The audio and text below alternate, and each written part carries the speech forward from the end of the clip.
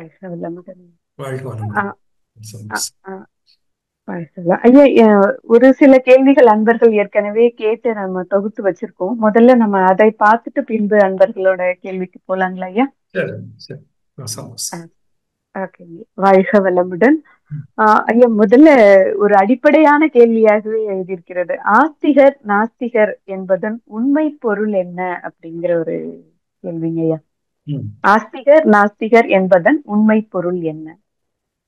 நல்லது, ரொம்ப மகிழ்ச்சி. இந்த இயக்குனரகத்தை சிறப்பாக நடத்தி வருகின்ற ஸ்கை சிந்தனையாளர்களுக்கும், அதே மாதிரி இந்த நேரலில் இருந்திருக்கின்ற ஆன்மீக செல்வர்கள் அத்தனை பேருக்கும் என்னுடைய அன்பை, வணக்கத்தை, மகிழ்ச்சியை தெரிவித்துக் கொண்டு, நண்பர்களே, இன்னைக்கு நம்ம கேள்விகளுக்கு நேரடியாக வரலாம். ஆத்திகர் நாத்திகருக்கு ஒரு சரியான சிந்தனை. பெரும்பாலும் நம்ம என்ன பண்றோம், ஆஸ்திகர் அப்படின்னு சொன்னா பக்தி யுகத்தில் இருக்கிறவர்கள், சாமி கும்பிடுறவங்க அப்படின்னு ஒரு எண்ணமும், நாஸ்திகர் அப்படின்னு சொன்னா கடவுள் மறுப்பாளர்கள் அப்படின்ட்டு ஒரு உலக வழக்கில் இருக்கின்ற செய்தியாக இருக்கிறது. உண்மையில என்னன்னு சொன்னா, நாஸ்திகம் அப்படின்னு சொன்னா நம்ம உலக வழக்குல என்ன சொல்றோம், நாஸ்தி அப்படின்றது நாதி அப்படின்ட்டு பேச்சு வழக்குல வந்துருச்சு. பேச்சு வழக்கில் சொல்லும்போது நாதி, அவன் நாதி இல்லாதவன் அப்படின்றோ, அவனுக்கு ஒரு நாதியும் கிடையாது அப்படின்னு சொன்னா அவனுக்கு யாரும் இல்லை, ஏதும் இல்லை என்று அர்த்தம். அவனுக்கு ஒண்ணும் இல்லை அப்படின்னு அர்த்தம். ஸோ அப்போ ஏதும் இல்லாதது, ஒன்றும் இல்லாததை இறைவனாக கொள்பவர்களுக்கு பேரு நாஸ்திகர்கள் என்று பெயர். இப்போ ஒண்ணும் இல்லாதது எதுவாக இருக்கிறது அப்படின்னு சொன்னா, சுத்த வெளி, இறைவெளி, ஆதிநிலை. இந்த ஆதிநிலையை இறைவனாக கொள்றவங்களை எல்லாத்தையும் நாஸ்திகர்கள் அப்படின்னு வச்சிருக்கோம். நாம இப்ப பகுத்தறிவாளர்கள் என்றோ அல்லது வேறு மாதிரியோ வேற உலக வழக்கில் வந்திருக்கிறது. ஸோ அப்படி ஏதும் எல்லாமாகி ஆகியிருக்கின்ற சுத்த வெளியை இறைவனாக கொள்பவர்களை நாஸ்திகர்கள் என்றும், ஆஸ்தி அப்படின்னு சொன்னா சொத்துன்னு அர்த்தம். உனக்கு எவ்வளவு ஆஸ்தி தேரும் அப்படின்னு ஒருத்தர் கேட்கிறாருன்னு வச்சுங்க, உங்களுக்கு எவ்வளவு சொத்து இருக்குது அப்படின்னு அர்த்தம். ஸோ ஆஸ்திகர்கள் அப்படின்னு சொன்னா இறைநிலையிலிருந்து எழுந்து வந்த, சுத்த வெளியிலிருந்து எழுந்து வந்த, அணுமுதற்கொண்டு அண்டமீறாக ஓரறிவு முதல் ஆறறிவாக எழுச்சி பெற்று வந்த அத்தனையுமே ஆஸ்திகள் தான், சொத்து தான். ஸோ அதையில் ஏதாவது ஒன்றை தனக்கு இறைவனாக கொண்டு வணங்குறாங்க பாருங்க, அப்படி வணங்குவர்கள் எல்லாமே அவர்களை ஆஸ்திகர்கள் என்று அழைத்தாங்க. அதான் ஆஸ்தி அப்படின்னு சொன்னா வணங்குவர்கள், இப்படிதான் வந்துச்சு அது. ஸோ அதனால நாஸ்திகர்கள் என்று என்ன சொன்னா, அத்வைத தத்துவத்தை ஃபாலோ பண்றவங்க, சுத்த வெளி வணங்கக்கூடிய இறைவனாக எடுத்துக்கொள்ளக்கூடியவர்கள், பேரறிவு இறைவனாக எடுத்துக்கொள்ளக்கூடியவர்கள் என்ற பொருளிலையும், ஆஸ்திகர்கள் என்று சொன்னா அந்த பேரறிவிலிருந்து எழுந்து வந்த எல்லாவற்றையும் இறைவனாக ஏற்றுக்கொள்பவர்கள், வணங்குபவர்கள் என்ற பொருளிலும் கொல்லப்படுகிறது. ஸோ இதனாலதான் இந்த நாஸ்திகம் ஆஸ்திகம் என்ற வார்த்தைக்கு மகர்ஷி இப்படி விளக்க சொல்றாங்க. ஓகே, வாழ்க வளமுடன். வாழ்க வளமுடன் ஐயா. அடுத்து, இளவயதில் ஏற்பட்ட ஆசை, அவ்வாசைக்கான பொருளோ அல்லது நபரோ அழிந்த பின்னும் மனதில் தொடர்வது ஏன்? நமக்கு சின்ன வயசுலயே ஒருத்தர் மேலேயோ இல்ல ஒரு பொருள்லயோ நமக்கு ஒரு தீராத ஒரு ஆசை வந்துடுது ஐயா. ஆனா அந்த பொருளும் அழிஞ்சு போயிடுது, அந்த நபரும் நம்மை விட்டு போயிடுறாங்க அப்படின்னு சொல்ல பிறகும் கூட அந்த ஆசை நம்ம மனதிலேயே இருப்பதற்கு என்ன காரணமாக இருக்கலாம்? பெரும்பாலும் மனம் என்பது காரண சரீரத்திலிருந்து வரக்கூடியது. காரண சரீரம்னு சொன்னா பொதுவாக நம்மளுடைய எண்ணத்தை எல்லாத்தையுமே வைத்திருக்கக்கூடிய, பதிவுகள் எல்லாத்தையுமே வைத்திருக்கக்கூடியது. அப்போ எண்ணம் என்பது அல்லது மனசு என்பது எதை நோக்கி, எதை பற்றியதாக இருக்கும் அப்படின்னு சொன்னா எல்லா விஷயங்களையும் தனக்குள்ளே பதிவாக பதிய வைத்திருக்கக்கூடியது. அது அருவமாக இருக்கக்கூடிய ஒன்று. அப்போ பொருளாக இருக்கக்கூடியதோ அல்லது நபராக இருக்கக்கூடியதோ சின்ன வயதில் நம்ம ஒரு ஆசைப்பட்டுட்டோம்னு வச்சுங்க, அது அழிஞ்சா கூட, இப்போ ஒரு பையனுகிட்ட குழந்தைகிட்ட ஒரு பேனா வச்சிருந்தான், உடஞ்சி போச்சுன்னு வச்சுங்க, என்ன கேட்பா திருப்பி, எனக்கு இதே மாதிரி பேனா வேணும்னு கேட்கறேன் பாருங்க. அதான் உடஞ்சி போச்சப்பா அப்படின்னா, இல்லை இல்லை எனக்கு இதே மாதிரி வேணும் அப்படின்பா. ஓகே, அது மாதிரி தான் ஒரு பொருள் அழிஞ்சால் கூட அதுவே தனக்கு வேணும் அப்படின்றது காரணம் மனசு தனக்குள்ளே பதிய வைத்திருக்கின்ற எண்ணம், அந்த எண்ணம் தான் எப்பொழுதுமே பிரதிபலித்து அழியாமல் இருப்பதுதான் காரணம். மகர்ஷி அழகா ஒரு கவியில சொல்லுவாங்க அந்த எண்ணத்தினுடைய நிலைமை பத்தி. ஆஹ் சின்ன வயதுல நாம கொண்டிருக்கின்ற எண்ணமானது எப்படி தொடர்ந்து இறைவழியில கருவாக பதிவு வந்து எப்படி எழுச்சி பெறுகிறது அப்படின்றதான் இந்த என் வயது 3 முதல் இன்று மட்டும் யான் கண்ட காட்சிகளும் கேட்ட ஓசை மென்மையுள்ள ஸ்பரிசத்தால் உணர்ந்ததெல்லாம் சொன்ன சொற்கள் செய்த செயல்கள் செயலளித்த சோதனைகள் அத்தனையும் என் மனதில் என்ன விதமாய் பதிந்தனவோ எண்ணும் போது ஒவ்வொன்றாய் எடுத்துக்காட்டும் தன்மை என்ன. நினைச்சாலும் வருகிறது, தனித்தனியே தோன்றலானோ, நினைக்காமல் இருக்கும்போது அது தனித்தனியே வந்து கொண்டே இருக்கிறது. தனித்தனியே தோன்றலேனோ என்ற எண்ணத்தின் தன்மை என்று எது என்று நின்றறிவால் ஆராய்ந்தேன் உண்மை காண. ஓகே, நின்றறிவுன்னு சொன்னா தியானம். நின்றறிவால் ஆராய்ந்தேன் உண்மை காண நின்றவன் ஒவ்வொன்றாய் பரிணமித்து ஆஹ் மேலான மென்மையான ஆசைகளாக மாறி மேலான எண்ணமாகவும் மாறி அது பரநிலையில் கருவினில் நமக்குள்ள வந்து பதிவாகி இருக்கிறதை கண்டேன்னு சொல்றார். ஓகேயா, பன்னிலையில் மூளைதனில் பரமாகி கருவினில் பதிவாகி இருப்பதை கண்டேன்னு சொல்றார். அப்ப இந்த எண்ணங்கள் சின்ன வயதுல நம்ம வச்சிருக்கின்ற அந்த எண்ணங்கள் எல்லாமே என்னாகனா கருமையத்துல ஆழமா போய் பதிவாயிருச்சுன்னா தொடர்ந்து நமக்கு அந்த பொருளோ எண்ணமோ அதாவது அந்த நபரும் இல்லைனால் கூட நமக்கு வந்து கொண்டே தான் இருக்கும். எப்போ வரும்? இப்போ கிராமங்கள்ல எல்லாம் ஒன்று சொல்லுவாங்க, இந்த ஃபவுண்டேஷன் அந்த காலத்துல நல்ல டிரான்ஸ்போர்ட் எல்லாம் இல்லாத காலத்துல ஒருத்தர் வயசாயிடுச்சுன்னு வச்சுக்கோங்க, அவருக்கு போற நிலையில இருந்தாங்கன்னா எல்லாருக்கும் கூப்பிட்டு சொல்லிடுவாங்க. இவங்க எல்லாம் வந்துருவாங்க, உறவினர்கள்லாம் 2 நாள் 3 நாள் பயணம் பண்ணி நடந்தே வந்து அங்க வந்து கூட்டிட்டு வாங்க. எல்லாம் வந்து இருந்துகிட்டு இருப்பாங்க. பெரியவர் இன்னும் போக மாட்டாரு. ஓகே, அது போற காலத்துல தானே போகும்.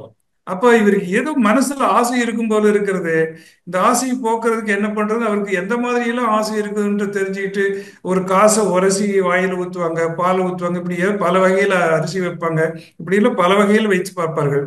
ஏன்னு சொன்னா இந்த காரண சரீரத்தில் இருக்கின்ற ஆசை, ஓகேயா, அது ஈஸியா அழிந்து போகவே போகாது. எப்பொழுதும் நம்மோட பயணம் செய்து கொண்டே இருக்கும். அதுதான் அடிப்படையாக இருக்கிறது, நமக்கு காரணமாக இந்த உடல் வருவதற்கும் அதே மாதிரி சூக்கும சரீரமான உயிர் வர்றதுக்கும் உயிர் எப்படி அமையணும் என்பது அமையறதுக்கும் காரணமா இருக்கிறது காரண சரீரம். ஸோ இன்னர் பாடியாக இருக்கக்கூடியது. ஸோ இதுல இருக்கின்ற ஆசைகள் எல்லாம் தொடர்ந்து நமக்கு வந்து கொண்டே தான் இருக்கும். அதனால ஒரு பொருளையோ ஒரு நபரையோ நம்ம எத்தனை எத்தனை தடவை அழிச்சால் கூட நம்ம மனசுல மட்டும் அது அழியாமல் இருக்கும். ஏன்னா பிசிக்கல் ஃபார்ம் தான் போயிடுச்சே தவிர அந்த அஸ்ட்ரல் ஃபார்ம் என்பது நமக்குள்ள இருக்கிறது. ஸோ அந்த அஸ்ட்ரல் ஃபார்மே அதை நினைச்சு பார்க்கும். ஒரு உதாரணமா இப்படி வச்சுக்கோங்க, நமக்கு மிக வேண்டியவர் அவர் நம்மை விட்டு மறைச்சிட்டாருன்னு வச்சுக்கோங்க, அவர் எத்தனை தடவை நம்ம நினைக்கிறோம் அவர் இருந்து அப்படி இருப்பாரு இப்படி இருப்பாரு, அவர் இல்லை இப்படி எல்லாம் உதவுவார் அப்படின்னு நினைச்சு பார்க்கறோம் இல்லையா? ஸோ இந்த அஸ்ட்ரல் ஃபார்ம் என்பது நமக்குள்ள இருந்து கொண்டே இருக்கும். அதனாலதான் நம்ம எந்த ஒன்று அழிந்து விட்டால் கூட அந்த பொருளை கூட நம்ம தொடர்ந்து நினைத்து கொண்டே இருப்பதற்கு அது ஒரு காரணம். வாழ்க வளமுடன். வாழ்க வளமுடன் ஐயா. மிக சிறப்பான ஒரு விளக்கம். அது தொடர்ந்து ஒரு சந்தேகம் இருந்துட்டே இருந்தது. இந்த உதாரணம் மிக தெளிவை ஏற்படுத்தியது ஐயா. அடுத்து நமக்கு கல்வி பையில ஒரு காலம் இருக்கு, இவ்வளவுதான் இப்ப படிக்கணும் அப்படின்னு. ஆனா அது போல தியானம் செய்வதற்கு காலம் உண்டா? அது தியானம் பயில்வதற்கும் காலம் ஏதாவது இருக்கா அப்படின்னு?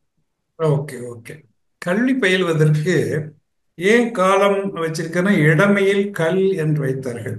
இளமை வயதுல நம்ம கல்வி கற்கிறோம் அப்படின்னு சொன்னா அது மனதுல எளிதாக பதியும். ஏன் அப்படின்னு சொன்னா நம்ம பிரம்மச்சாரிய விரதம் என்ற ஒரு நிலையில விந்து நாதத்தை வீணாக்காத ஒரு நிலையில சின்ன வயதுல இருக்கிறோம். ஓகேயா, அப்போ உற்பத்தி எல்லாம் மூளையினுடைய டெவலப்மெண்ட் உடலுடைய டெவலப்மெண்டே ஆயிட்டே இருக்கிறது. இப்ப நாம செய்கின்ற செயல்களுடைய வினைகள் விளைவுகள் எல்லாமே கூட ஈஸியா போய் பதிவாயிரும். அதனாலதான் சொல்றேன், ஒரு சின்ன குழந்தைகிட்ட 2 3 லாங்குவேஜ் கத்துக் கொடுத்தால் கூட உடனே கத்துக்குவான்.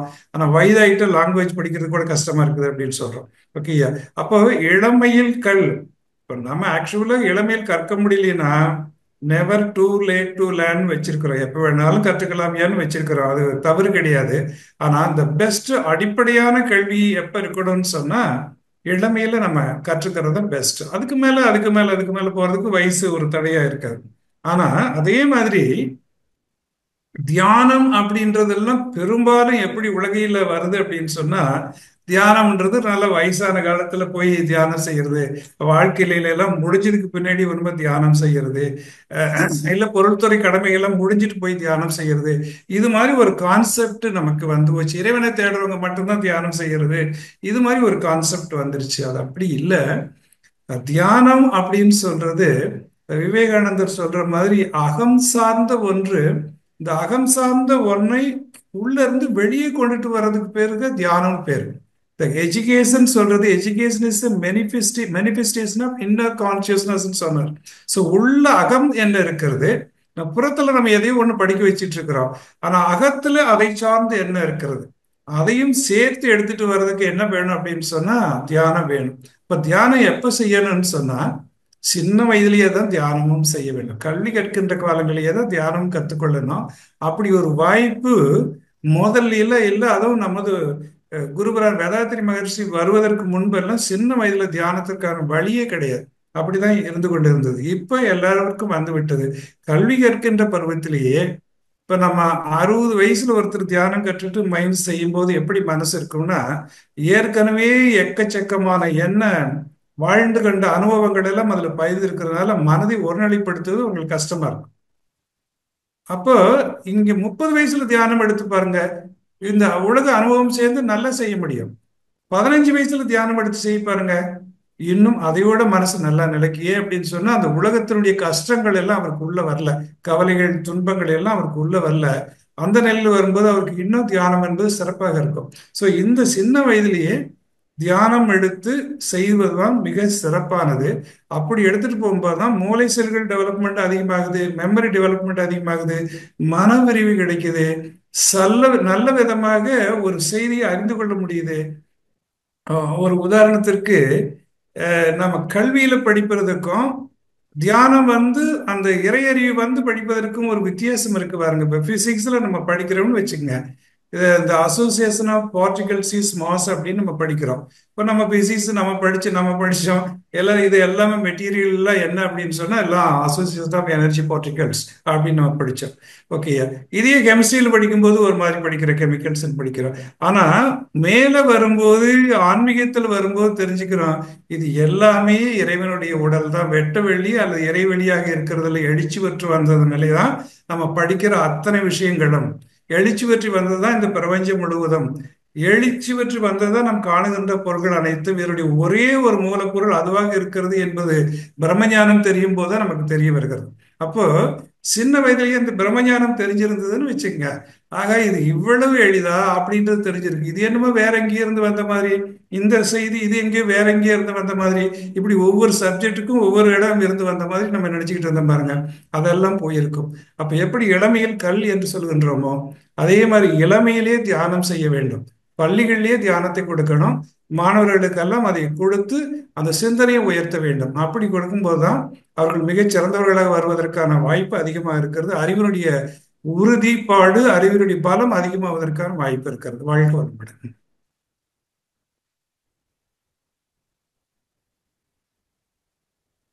வாழ்க்கை வளமுடன்மா. வாழ்க வளமுடன் ஐயா. ஐயா, பொதுவாக நம்முடைய உடலை 3 நிலைகள்ல நம்ம சொல்லுவோம். ஸ்தூல, சூக்குமம், காரணம் அப்படின்னு சொல்லி. இதுல சில தெளிவு தேவைப்படுகிறது ஐயா. ஸ்தூலம், சூக்கும, காரண சரீரத்தை பிசிக்கல் சொல்லுவோம், சப்டல், கேஷுவல் பாடி என்கிறோம். ஆனா ஜீவகாந்தத்தையும் நம்ம பயோமேக்னட்டிசம், இது கேஷுவல் பாடி எப்படி எவ்வாறு சொல்கிறோம் அப்படிங்கிறது. சரி, ஸ்தூல உடல் அப்படின்னு சொன்னா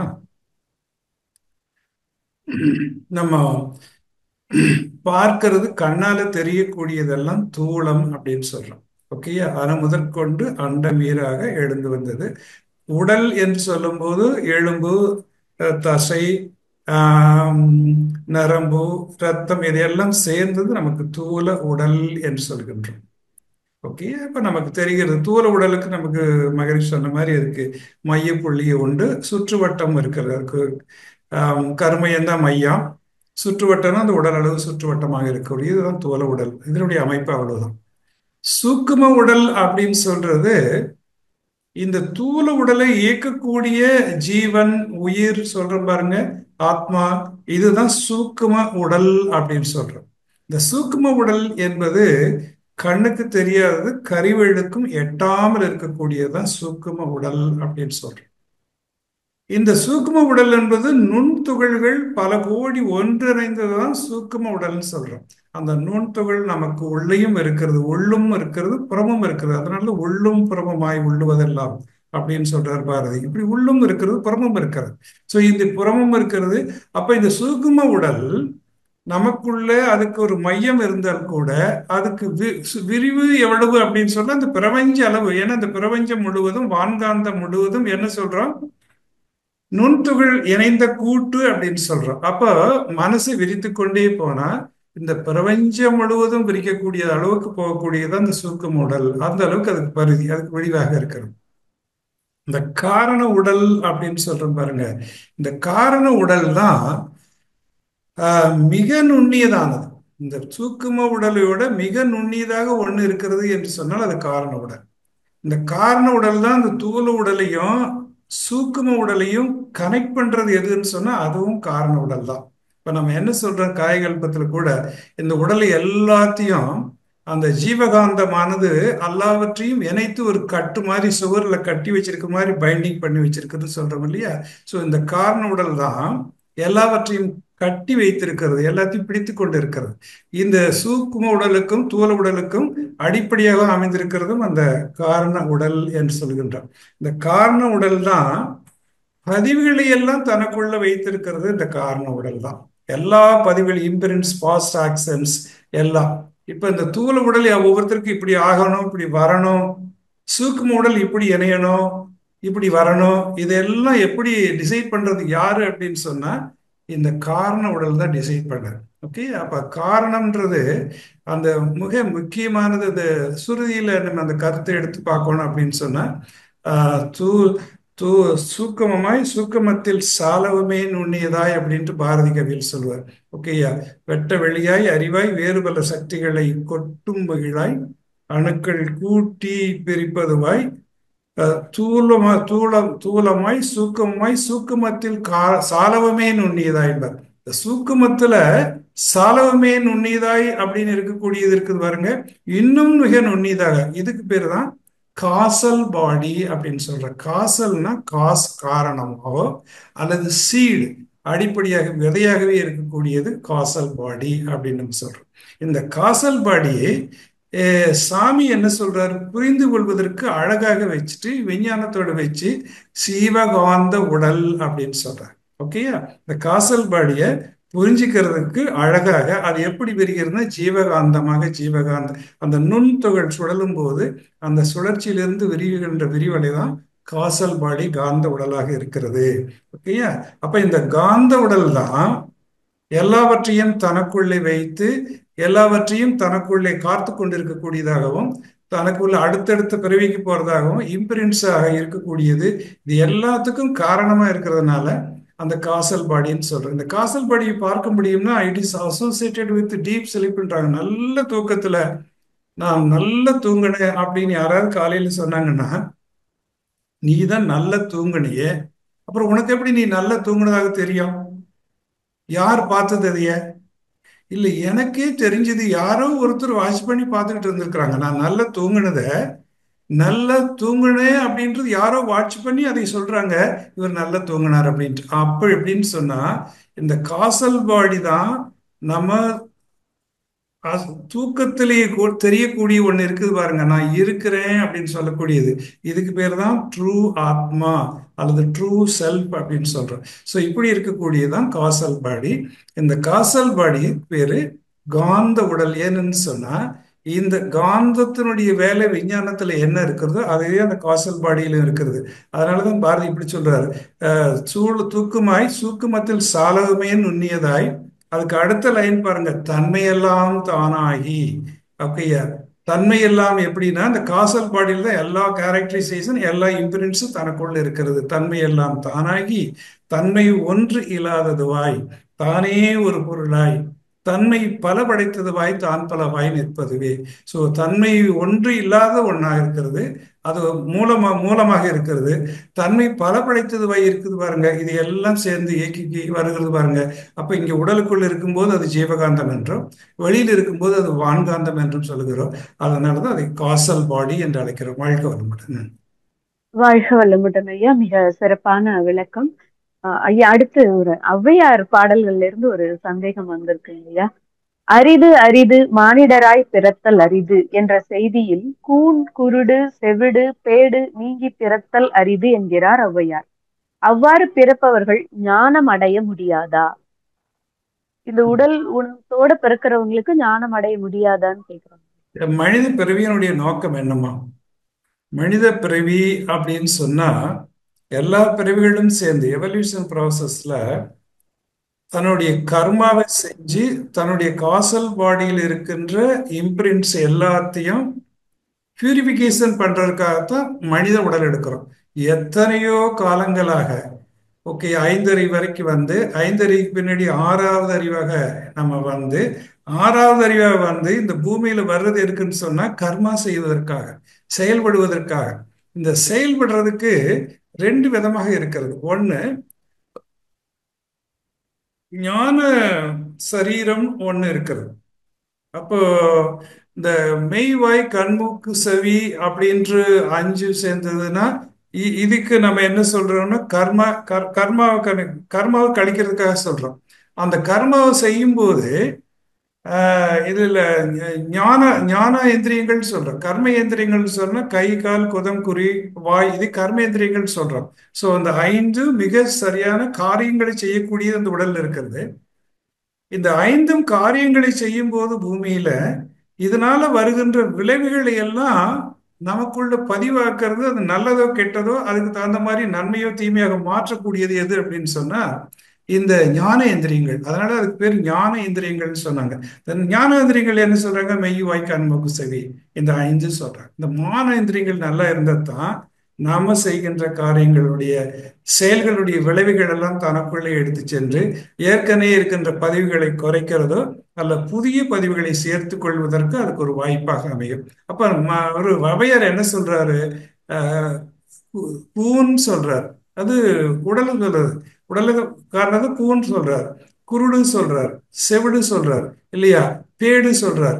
இப்ப இது எல்லாம் என்ன ஞானேந்திரியங்கள் சம்பந்தப்பட்டதாக இருக்குது. உடல் பாடி பிசிக்கல் பாடியில கூனா இருந்துச்சு அப்படின்னு சொன்னா ஒருவேளை அவருக்கு குண்டல் சக்தி மேல கொண்டு வர்றதுக்கான சிரமம் இருக்கலாம். ஒரு பிறவியிலே கண் இல்லாம இருக்கிறவருக்கு கண் பார்வை இல்லை அப்படின்னு சொன்னா ஒளி அப்படின்றது எப்படி இருக்குன்னு இந்த உலகத்துல தெரியுமா அப்படின்னு சொன்னா தெரியாது. அவருக்கு விளக்கவே முடியாது யாராலையும்.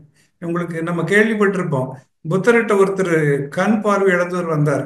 அவர்கிட்ட நான் ஒரு கேள்வி கேட்கிறேன், நீ அதுக்கு பதில் சொல்லுங்க அப்படின்னார். ஒளினா என்ன அப்படின்னார். புத்தர் யோசிச்சுட்டு நீங்க கொஞ்ச நாள் கழிச்சு எங்களுக்கு இந்த ஆர்குமெண்ட்டுக்கு நான் பதில் சொல்றேன். முதல்ல நீங்க போய் நான் சொல்ற வைத்தியர்கிட்ட போய் இந்த இதுக்கு கொஞ்சம் மருத்துவம் எடுத்துட்டு வாங்க அப்படின்னு சொல்லி அவங்க ராஜ வைத்தியர் அவருடைய ராஜ வைத்தியர்கிட்ட அனுப்பிச்சு வைக்கிறார். ஓகே, அந்த ராஜ வைத்தியர்கிட்ட போய் அப்புறம் கண் ஒளி பெற்றதுக்கு பின்னாடி அப்புறம் திருப்பி வந்த உடனே அப்புறம் நான் மன்னிப்பு கேட்டுக்கிறார். ஆமா புத்தர் பிரானே, நீங்க அந்த இந்த கண்ணு மட்டும் ஒளி மட்டும் எனக்கு இல்லை அப்படின்னு சொன்னா நான் ஒளி என்பது நீங்கள் என்னதான் எனக்கு விளக்கி இருந்தாலும் நீங்க வெற்றி பெற்றிருக்க முடியாது. என்னால ஒளியை காட்டியிருக்கவே முடியாது, சூரியனே என்னன்னு காட்டியிருக்கவே முடியாது அப்படின்றார். அது மாதிரி ஒளி என்பது இல்லாம ஒரு குழந்தை அவர் எப்படி வெளிச்சத்தை தெரிய முடியும்? அல்லது செவி ரெண்டும் இல்லாமையே அவர் எப்படி ஒரு நல்ல ஓசையை கேட்க முடியும், இசையை கேட்க முடியும், இறைநாமத்தை கேட்க முடியும் இல்லையா? சோ இதையெல்லாம் பேடுன்றது பெட்டு என்ற பொருளும் இருக்கிறது, அழி என்ற பொருளும் இருக்கிறது, ஆண் பெண் இல்லாத தன்மையில் இருக்கிறது. அப்படி இருக்கும்போது அவர்கள் எப்படி அதை அனுபவித்து உணர்ந்து கொள்ள முடியும்? இது எல்லாம் இல்லாம இருந்தா நீ ஆன்மீகத்துல மேன்மை அடைவதற்கு ஒரு நல்ல வழி சீக்கிரமா கிடைக்கும். இதெல்லாம் இல்லாம இருந்துச்சு அப்படின்னு சொன்னா அது பெரிய குறை இல்லை. நீ ஏற்கனவே செய்த செயலின் விளைவாக அப்படி இறைவன் அமைத்திருக்கலாம். ஆனாலும் உனக்கு ஏதாவது ஏற்கனவே உனக்கு அந்த இம்பிரின்ஸ்ல இதனால் எல்லாம் குறையில்லை என்று அமைக்கப்பட்டிருந்தால் நீ இறைவனை பிடிச்ச இறைவன் எதை வேணாலும் மாற்றி வைக்கலாம். அது எக்ஸப்ஷன் கேஸ், விதிவிலக்கு. எத்தனை இப்படி இருக்கிறவங்கள அடைய முடியாதா அப்படின்னு சொன்னா சொல்லவே முடியாது. ஒருத்தர் ரெண்டு பேர் அப்படி கூட அடைஞ்சிருக்கலாம். ஓகேயா, அது அடைய முடியாத ஒன்றுமே இல்லை. ஓகே, அது இறைவனுடைய தீர்ப்பு இறைவனை பிடித்து, இறைவா நீ எனக்கு கொடுக்க வேண்டும் என்று சொன்னால் இறைவனால் எதையும் மாற்றி அமைக்க முடியும், அப்படி போயிருக்க முடியும். ஸோ இதனால அந்த கூன் குருடு அதுக்கு அடுத்தது சொல்றது பாருங்க, பேடி நீங்கி பிறந்த காலையும் தானமும் தவமும் தான் செய்தல் அரிதுன்னு சொல்றாரு பாருங்க. இதெல்லாம் இல்லாம இருந்தா நீங்க தானம் தவம் செய்யணும். ஓகேயா? ஸோ மெடிடேஷன் செய்து பீட்டாவில இருந்து ஆல்பா தீட்டா டெல்டாக்கு வந்து மனசை ஒருநிலைப்படுத்தி மனமற்ற நிலையில் நின்று பழகணும். தவம் தானம் செய்யணும். தானம்னா அறிவாலேயோ பொருளாலேயோ உழைப்பாலேயோ ஏதாவது நீ பல சமுதாயத்துக்கு எதிர்பார்ப்பு இல்லாமல் நீ கொடுத்தீன்னு சொன்னா ஒரு கர்மா கழியும். இப்படி எல்லாம் செஞ்சீங்கன்னா வானவர் நாடு வழி திறந்துடுமே அப்படின்னு சொல்றாரு. ஸோ இதெல்லாம் பெறுவதற்கு, ஞானம் அந்த நிலையை அடைவதற்கு இப்படி எல்லாம் இருந்தால் நன்மை என்று அவர் உரைக்கிறார். அதை நம்ம ஏற்றுக்கொள்வோம். வாழ்க்கை வளமுடன். வல்லமுடன் ஐயா, மிக்க நன்றி. சிறப்பான ஒரு ஊக்கம் கொடுப்பதாக இருந்ததுங்க ஐயா இந்த பதில். அடுத்த கேள்வி வந்து, மகரிஷி அவர்கள் மன தூய்மைக்கு தவம் தற்சோதனை பயிற்சிகள் வேண்டும் என்கிறார். ஆனால் மனதை சுதந்திரமாக விடுங்கள், தானே தூய்மையாகி விடும் என்கிறார்கள் வேறு சில மகான்கள். இதில் எதை பின்பற்றுவது ஐயா? இதுல கேள்விக்கு பதில் மட்டும் இல்ல, சரிங்க. யாரைய குருவா நீங்க ஏத்துக்கிறது அப்படின்ற ஒரு ஏற்கிறது. கேள்வி சேர்த்து கேட்ட மாதிரி சரி. இருக்கு. அப்படியே. இதுக்கு நான் சொல்வதற்கு இல்லை. உங்களுக்கு எந்த குருவை பின்பற்ற வேண்டுமோ அதை பின்பற்றுக்குங்க. ஓகே, அதை பற்றி ஒன்றும் இல்லை. இப்போ ஒரு விஷயம் என்னன்னு சொன்னா, மனசு அப்படின்றது எதை அடிப்படையாக கொண்டதா இருக்குன்னு சொன்னா, நம்ம சொன்ன காரணம் சரி இருந்தா மனசா இருக்கிறது. So it is a double aged sword அப்படின்னு சொல்லலாம். மனசு எது எதிர் அருகில் இருக்கிறதோ அதை பற்றி கொண்டு அது இருக்க ஆரம்பிக்கும். இப்போ உதாரணமா, எல்லாரும் சந்தோஷமா சிரிச்சிட்டு இருக்கிற இடத்துல போய் ஒரு ஜோக் சொல்லிக்கிட்டு இருக்கிற இடத்துல போய் நம்ம உட்கார்ந்தா நமக்கும் சிரிப்பு வரும். அதே மாதிரி எல்லாரும் சோகத்துல அழுதுகிட்டு இருக்கிறாங்க அப்படின்னு சொன்னா, ஏதோ ஒரு இழப்பின் காரணமாக அந்த இடத்துல நாம போய் உட்கார்ந்தோம் அப்படின்னு சொன்னோம்னா நமக்கும் அழுகை வரும். ஏன்னு சொன்னா, அந்த இடத்து சூழ்நிலைக்கு தகுந்த மாதிரி மனமானது அதை படம் எடுக்கும், பாவனை செய்யும். எத் பாவ யசி என்று சொல்லுவாங்க. ஓகே, எதை நீ பாவிக்கிறாயோ அதுவாக மாற்றம் பெறுகிறாய். ஸோ இது மாதிரி மனமானது பாவனை செய்து கொண்டு போய்க்கொண்டே இருக்கும். அப்ப போகும்போது மனதிற்கு அப்படி ஒன்றில் மட்டும் நிற்கக்கூடிய வலு என்பது இல்லவே இல்லை. அதனாலதான் மகரிஷி சொல்றார், இந்த உலகத்துல மனம் இல்லாத மனிதனும் இல்லை, மனதை முழுவதுமாக வென்ற மனிதனும் இல்லை அப்படின்னு ஒரு வார்த்தை இல்லை. சொல்றாரு. ஏதோ ஒரு கோடியில இறை உணர்ந்த மகான்கள் அப்படி இருக்கலாம். ஓகேயா? சோ மனதை முழுவதுமாக வென்ற மகான்களும் இல்லை அப்படின்னு சொல்றாரு. அப்ப நம்ம என்ன ஆகுதுன்னா, மனசு என்பது கீழ் நோக்கி வரும். கீழ் நோக்கி வரும்போது நம்ம இப்போ எனக்கு கொஞ்சம் மனசு சோகமா இருக்குதுன்னு வச்சுக்கோங்க. யாராவது வந்து, ஏன் சார் இப்படி சோகமா இருக்கிறீங்க, வாங்க நான் உங்களுக்கு ஒரு நல்ல வழி காட்டுறேன் அப்படின்னா, ஏற்கனவே மனசு டவுன் ஆகியிருக்கு. இந்த நேரத்துல எது நல்லது எது கெட்டது என்று தெடுக்கிறதுக்கு தெரியாது. அப்ப அவர் சொல்றது போனா அவர் கொண்டுட்டு போய் ஒரு ட்ரிங்க்ஸ் கொடுத்து குடிச்சு பாருங்க, உங்களுக்கு பாருங்க மனசு இருக்கிறதே தெரியாத சோகமெல்லாம் பறந்து போயிருந்தாருன்னு வச்சுக்கோங்க. அதுக்கு நம்ம அடிமையாக வேண்டி இருக்கும். ஓகேயா? ஸோ இதுக்கு மாதிரி நம்ம அடிமையாகி நம்ம கீழே போக வேண்டி இருக்கும். இப்போ மனசை சுதந்திரமா ரொம்ப ஃப்ரீயா விட்டான் அப்படின்னு சொன்னோம்னா மனது எந்த நிலைக்கும் கீழே போயிடும். ஓகேயா? அது நம்ம அவர் சொல்றது, யாரும் சொல்றது முரண்படுறதாக நம்ம எண்ணிக்கொள்ள வேண்டிய அவசியம் இல்லை. மேலான மனதை என்று அவர் சொல்லியிருக்கல, எந்த கான்டெக்ட்ல சொன்னாருன்னு தெரியாது. மேலான இருக்கின்ற மனதை நீங்க சுதந்திரமா விடுங்கன்னு சொல்லியிருக்கலாம். மனம் மேல்நிலையில் இருக்கும்போது நீங்க சுதந்திரமா விட்டீங்கன்னா அது மேல மேல மேல போறதுக்கான வாய்ப்புகள் இருக்கும். அந்த கண்டெக்ட்ல அவங்க அது மாதிரி பெரியவர்கள் சொல்லியிருக்கலாம். ஓகேயா? ஸோ அதனால இப்போ கீழே வந்துச்சுன்னு சொன்னா மனசு கீழே கீழே தான் போகும். அதனாலதான் மனதை பற்றிய எத்தனையோ மகான்கள், தாய்மானவர் அழகா சொல்றாரு பாருங்க, இந்த மதம் பிடிச்ச யானையை கூட அடக்க முடியும்னு சொல்றாரு. ஓகே, புளிய வாயை கட்டலான்னு சொல்றாரு. கந்தக மத கரியை அடக்கலாம், கரடி வெண்புலி வாயையும் கட்டலாம். இப்படி எல்லாம் சொல்லி ஒரு சிங்கத்தின் மேல் ஏறி உலாயிட்டு வரலாம். நம்ம இந்த தண்ணி நீரின் மேல் நடக்கலாம்.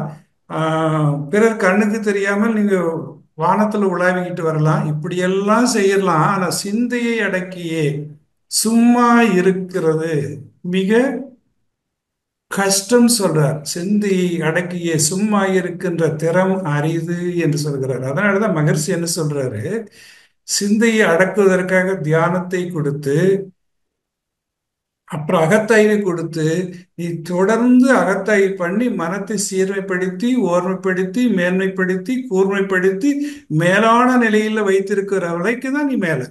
ஓகே, அதனாலதான் மனதிலே உடையலாம் மற்றங்கே தேடுவீர். மனசுதையே தேடுவீர். உனக்கு வாழ்க்கை, மனசுதையே எண்ணந்தையே உனக்கு வாழ்க்கை.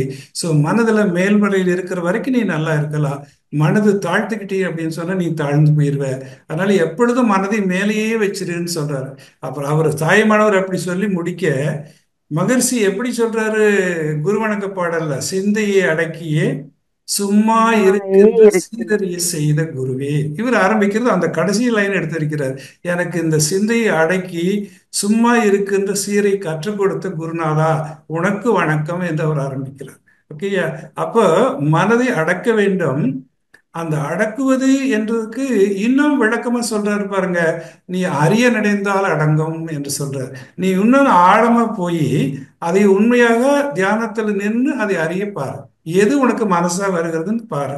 அப்படி பார்க்கும்போது அது உனக்கு மேலும் அதை அடக்குவதற்கான வழியை கற்றுக் கொடுக்கும் அப்படின்னு சொல்றேன். ஸோ இப்படிதான் போய் மனதை வெல்லணுமே தவிர, மனதை எப்பொழுதும் வெல்வது என்பது ரொம்ப ரொம்ப கஷ்டமான காரியம். ஓகே, அதை எல்லாரும் பெரியவர்கள் எல்லாமே ஞானிகள் சொல்லியிருக்கிறாங்க. இதுதான் எடுக்கணும். அப்ப நம்ம என்ன செய்யணும்? அகத்தாய் பண்ணணும், தொடர்ந்து பண்ணணும், எப்பப்ப பண்ணணும், வாழ்க்கை முழுவதும் பண்ணணும். ஓகேயா? நல்ல நல்ல இன்னைக்கு என்னைக்கு என்ன செஞ்சியோ அன்னைக்கு இரவே அகத்தாய் பண்ணணும். ஓகேயா? அப்ப தினந்தோறும் பண்ணி பண்ணி பண்ணி மனதை மேல கொண்டுகிட்டே வா அப்படின்னு சொல்றதுதான் மகர்ஷியனுடைய இது. மேல போயிடுச்சு அப்படின்னு சொன்னா அது ஓரளவுக்கு திரும்பி கீழே வரும். மகானா இருந்தால் கூட திரும்பி கீழே வருன்றாங்க. இறைவனோட கனெக்ட் பண்ற வரைக்கும் நம்ம மேல போகணும். இறைவனோட கனெக்ட் பண்ணிட்டோம், அதுல அப்படியே நிலைத்து நின்றுட்டோம் அப்படின்னு சொன்னா இப்படி வருவதற்கான வாய்ப்பு இல்லை. ஓகேயா? பட் அதையும் மெயின்டைன் பண்றதுக்கு அவர்களிடம் தவம் பண்ணணும், தினந்தும் அந்த இறைவனோட சேர்ந்து இருக்கணும். அப்போ சகஜ நிஷ்டை அல்லது சகஜ சமாதியில எப்பவுமே சேர்ந்து அதோட இருக்கணும். அப்படி இருந்து பழகிட்டா அப்படி வருவதற்கு இல்லை. ஸோ அந்த அளவுக்கு தான் வேண்டும்.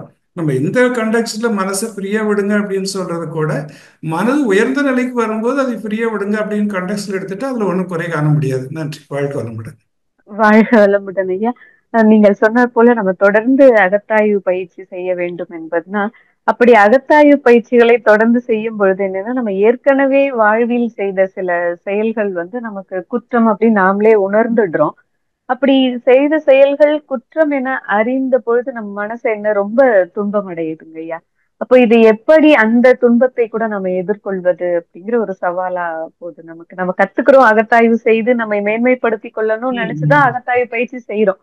ஆனா நம்ம கிட்ட இருக்கிற குற்றங்கள் நம்ம முன்னாடி வரும் பொழுது அது மனதுக்கு மிகுந்த பாரமாக இருக்கிறது புரிஞ்சுட்டேன். அப்படிங்கிற. அதாவது சரிங்க. அஹ், இந்த மெடிக்கல் காலேஜில் மாணவர்கள் எல்லாம் சொல்லுவாங்க, இந்த சிம்டம்ஸ் ஆஃப் டிசீஸ் படிக்கும்போது ஒவ்வொரு சிம்டம்ஸையும் படிக்கும்போது எல்லா நோயும் எனக்கே இருக்கிற மாதிரி தோணும். அப்படி ஓகே, இந்த ஆமா. சிம்டம்ஸ் இருக்கா? ஆமா இருக்கு. இந்த ஆமா. சிம்டம் இருக்கு. ஆமா, இதெல்லாம் பார்த்தா ஓ எனக்கும் அந்த நோய் இருக்கா அப்படின்ற மாதிரி தோணும். அது மாதிரி நாம அறிந்து கொண்டே வரும்போது மேல்ம நிலைக்கு வரும்போது ஏற்கனவே கீழே செய்ததுக்கெல்லாம் ஆகா, அந்த காலத்துல நாம அடிச்சிட்டோமே, இந்த குருவியை போய் அடிச்சிட்டோமே, காக்காயை அடிச்சிட்டோமே. இது வேட்டைக்கு போவோம் சின்ன வயசுல, எல்லாம் வேட்டைக்கு கூப்பிடுவாங்க. வேட்டைக்கு போனா ரொம்ப குசியா இருக்கு வேட்டைக்கு போறதுக்கு. போய் குருவியில காக்காயோ அணில இதை அடிக்கிறதா வேட்டை. ஓகே, அதுல போறதுக்கு அவ்வளவு சந்தோஷம் இருக்கு சின்ன குழந்தைகளுக்கு. ஓகே, வயசுல கிராமத்துல. ஆமா. அப்ப இது தவறு தானே அப்படின்னு எப்ப தெரியுது? நம்ம மேல வந்ததுக்கு. பெரியவங்களா. ஆமா, உயிர்களை கொல்லக்கூடாது அப்படின்னு தெரிஞ்சதுக்கு பின்னாடி ஆகா நம்ம எல்லாம் தவறு பண்ணியிருக்கோம், இது விட்டுச்சு, போனது போனதுதான், இன்னும் நம்ம ஒண்ணும் இல்லை. இப்ப என்ன செய்யணும்னு சொன்னா, ஏற்கனவே செய்த செயல்களுக்கான விளைவு இருக்கத்தான் செய்யும். தெரிஞ்சு செய்யறோமோ தெரியாம செய்யறோமோ. சட்டம் தெரியாதுன்னு தப்பு செஞ்சா சட்டம் விட்டுருமா? இல்லையா? அது மாதிரி காஸ் அண்ட் எஃபெக்ட் இருக்கதான் செய்யும். அப்ப நாம என்ன செய்யணும்? எதுக்கான பிராயச்சித்தம் தான் செய்யணும். இப்போ அந்த குருவிகளை நான் எந்த குருவிகளுக்கு ஒண்ணுன்னா பரவாயில்ல, ஏதாவது ஒரு குருவிகளுக்கு இந்த வெயில்ல தண்ணி வைப்பேன். ஓகே, இந்த குருவிகளுக்கு எல்லாமே நம்ம இறை வைப்பேன். ஓகே, அல்லது பிறருக்கு நல்லது செய்வேன். இப்படி நல்லது செய்து கொண்டே போகணுமே தவிர அல்லதை மறந்து விட வேண்டும், விட்டுட்டு போயிடணும். அல்லதையே எடுத்துக்கிட்டு அப்போ நான் செஞ்சுட்டேன், அப்போ நான் செஞ்சுட்டேன்னு நினைச்சுக்கிட்டே இருந்தா மனசு கஷ்டப்படும், மனசு அதுல இருந்து வெளியே வராது. அதனாலதான் கிறிஸ்டியானிட்டியில பாவ மன்னிப்புன்னு வச்சிருப்பாங்க. பாவ மன்னிப்புன்னா அந்த ஃபாதர் கொடுத்து பாவம் மன்னிச்சு போயிருமா, மன்னிக்கப்பட்டு அவங்களுக்கு தெரியும். நான் மன்னிச்சுட்டா உனக்கு எல்லாம் மன்னிக்கப்பட்டது இறையருளால் அப்படின்னு சொன்னா போகாதுன்னு அவங்களுக்கு தெரியும். இருந்தாலும் இந்த ஜீவன் எப்பொழுதும் அதை நினைத்து கொண்டு மனம் கீழே போய்விடக்கூடாது, மேலே வர வேண்டும் என்பதற்காக உன்னுடைய பாவத்தை எல்லாம் நான் வாங்கி கொண்டேன், இன்னும் நீ நல்லது செய் அப்படின்னு அவர்களுக்கு ஊக்கம் கொடுக்கறதுக்கு தான். அதனால ஏற்கனவே செஞ்சது போனது போயிட்டு போகுது, இனிமேல் நான் செய்ய மாட்டேன். என்னைக்கு தெரியுமோ அன்னையிலிருந்து தான் அந்த ரூல்ஸை ஃபாலோ பண்ண முடியும். அந்த ரூல்ஸே தெரியாததுக்கு முன்னாடி நடந்ததுக்கு போய் நம்ம வருத்தப்பட்டு என்ன பண்றது? ஓகே, இனிமேல் அப்படி அது அறம் அல்ல, அறமற்ற செயல்களை நான் வாழ்க்கையில செய்திருக்கிறேன், செய்து விட்டேன், இனிமேல் அவ்வாறு நான் செய்ய மாட்டேன். இனிமேல் அதற்கான பிராயச்சித்தமாக நல்ல செயல்களை, மாற்று செயல்களை நான் தொடர்ந்து செய்வேன். இப்படிதான் நாம் செய்து பழகணும். அதனால அதை பத்தி நம்ம ஒரி பண்ண வேண்டிய பெரிய அவசியம் ஒன்றும் இருக்கிறதாக எனக்கு தெரியல. அது ஒரி பண்ண வேண்டிய அவசியம் இல்லை. எத்தனையோ இருக்கு எல்லாருக்கும் வாழ்க்கையில. நாம செய்த செயல்கள், சிறிய வயதுல செய்த செயல்கள் எத்தனையோ, அறம் மீறி செய்த செயல்கள் நம்மை அறியாமல் ஒவ்வொருவருக்குள்ளும் இருக்கு. நான் நடந்து போறோம், எத்தனை உயிர்கள் நம்ம காலடியில மிதிஞ்சு போயிருக்கிறது. அது நடந்து கொண்டே இருக்கிறது, இன்னும் தெரிஞ்சு கூட நடந்துகிட்டு தான் இருக்கு, தெரியாமல் இல்லை, தெரிந்து கூட நம்ம செய்து கொண்டுதான் இருக்கிறோம். அதுல இருந்து நம்ம ஒன்றும் வாழ முடியாது. அதனால வாழும்போது எந்த ஒரு அறமும் அல்லது எந்த ஒரு செயலும் 100% நன்மை வைக்கக்கூடியது அல்ல. அதுல 100%, 98% நன்மை வைக்க 2% அதுல தீமை இருக்கும். அதே மாதிரி எந்த ஒரு அறமும் 100% தீமை வைக்கக்கூடியதும் அல்ல, அதுல ஒரு நன்மை இருக்கும். ஓகேயா, ரெண்டும் இருக்கிறத கலந்தா இருக்கும். நன்மை எதில் அதிகமாக இருக்கிறதோ அதை நம்ம எடுத்துக்கொண்டு நம்ம செய்ய வேண்டியதுதான். பழுதெல்லாம் நம்ம விட்டுட்டு நல்லது செய்ய ஆரம்பிச்சுட்டா போதும். மனசுக்கு அதுக்கு தகுந்த மாதிரி உயர்த்தி கொள்ள வேண்டும். வாழ்க வளமுடன். வாழ்க வளமுடன் ஐயா, மிக்க நன்றி. அடுத்ததுங்க ஐயா, இயற்கையாக நடைபெறும் நிகழ்வுகளை நாம் அவ்வாறே ஏற்றுக்கொள்ள வேண்டும் எனில் இறைநிலையில் நாம் ஏதும் வேண்டுதல் செய்ய வேண்டாமா? நம்ம அது நடக்கிறத அப்படியே ஏத்துக்கணும் அப்படின்னு சொல்றப்ப நாம ஏதாவது வேண்டுனா அது மாத்தி நடக்கும் இல்லைங்களா ஐயா? அதனால அது வேண்டக்கூடாதா? பெரும்பாலான செயல்கள்ல நாம செய்து நம்மால முடியும் அப்படின்னு சொன்னா நடக்க இருக்கிறது நமக்கு முன்னாடியே தெரிஞ்சா அப்ப நாம என்ன செய்யலாம், சங்கல்பம் பண்ணி இறைவா இது நடக்காமல் இருந்தால் நல்லா இருக்கும், இது நடக்க வேண்டாம் என்ற வாழ்க்கையில அப்படின்னு நம்ம சங்கல்பம் பண்ணலாம். அது தவறு கிடையாது. ஆனா ஒரு பெரிய செயல் நம்முடைய சக்தியை மீறியது, எல்லாவற்றையும் மீறி இயற்கை வரும்போது நாம என்ன செய்ய முடியும்? ஃபார் எக்ஸாம்பிள், ஒரு பெரிய பிரளயம் வரப்போகிறது, ஒரு பெரிய புயல் வரப்போகிறது, வானிலை எச்சரிக்கை எல்லாம் சொல்லியாச்சு. நம்ம என்ன செய்ய முடியும்? we have to accept. நம்ம என்ன பாதுகாப்பு பண்ணணுமோ அது பாதுகாப்பு பண்ணணும். அதுக்கு மேல அடிச்சிருச்சு வந்து எல்லாம் அடிச்சிட்டு போயிருச்சு, ஒன்றும் இல்லை, எல்லாம் காலியாகி போச்சு அப்படின்னா, இந்த புயல் வந்துச்சு ஒரு 10 ஆண்டுகளுக்கு 20 ஆண்டுகளுக்கு முன்னாடி, எல்லாம் அடிச்சிட்டு போயிடுச்சு, எத்தனை ஆயிரம் மக்கள், என்ன செய்ய முடியும்?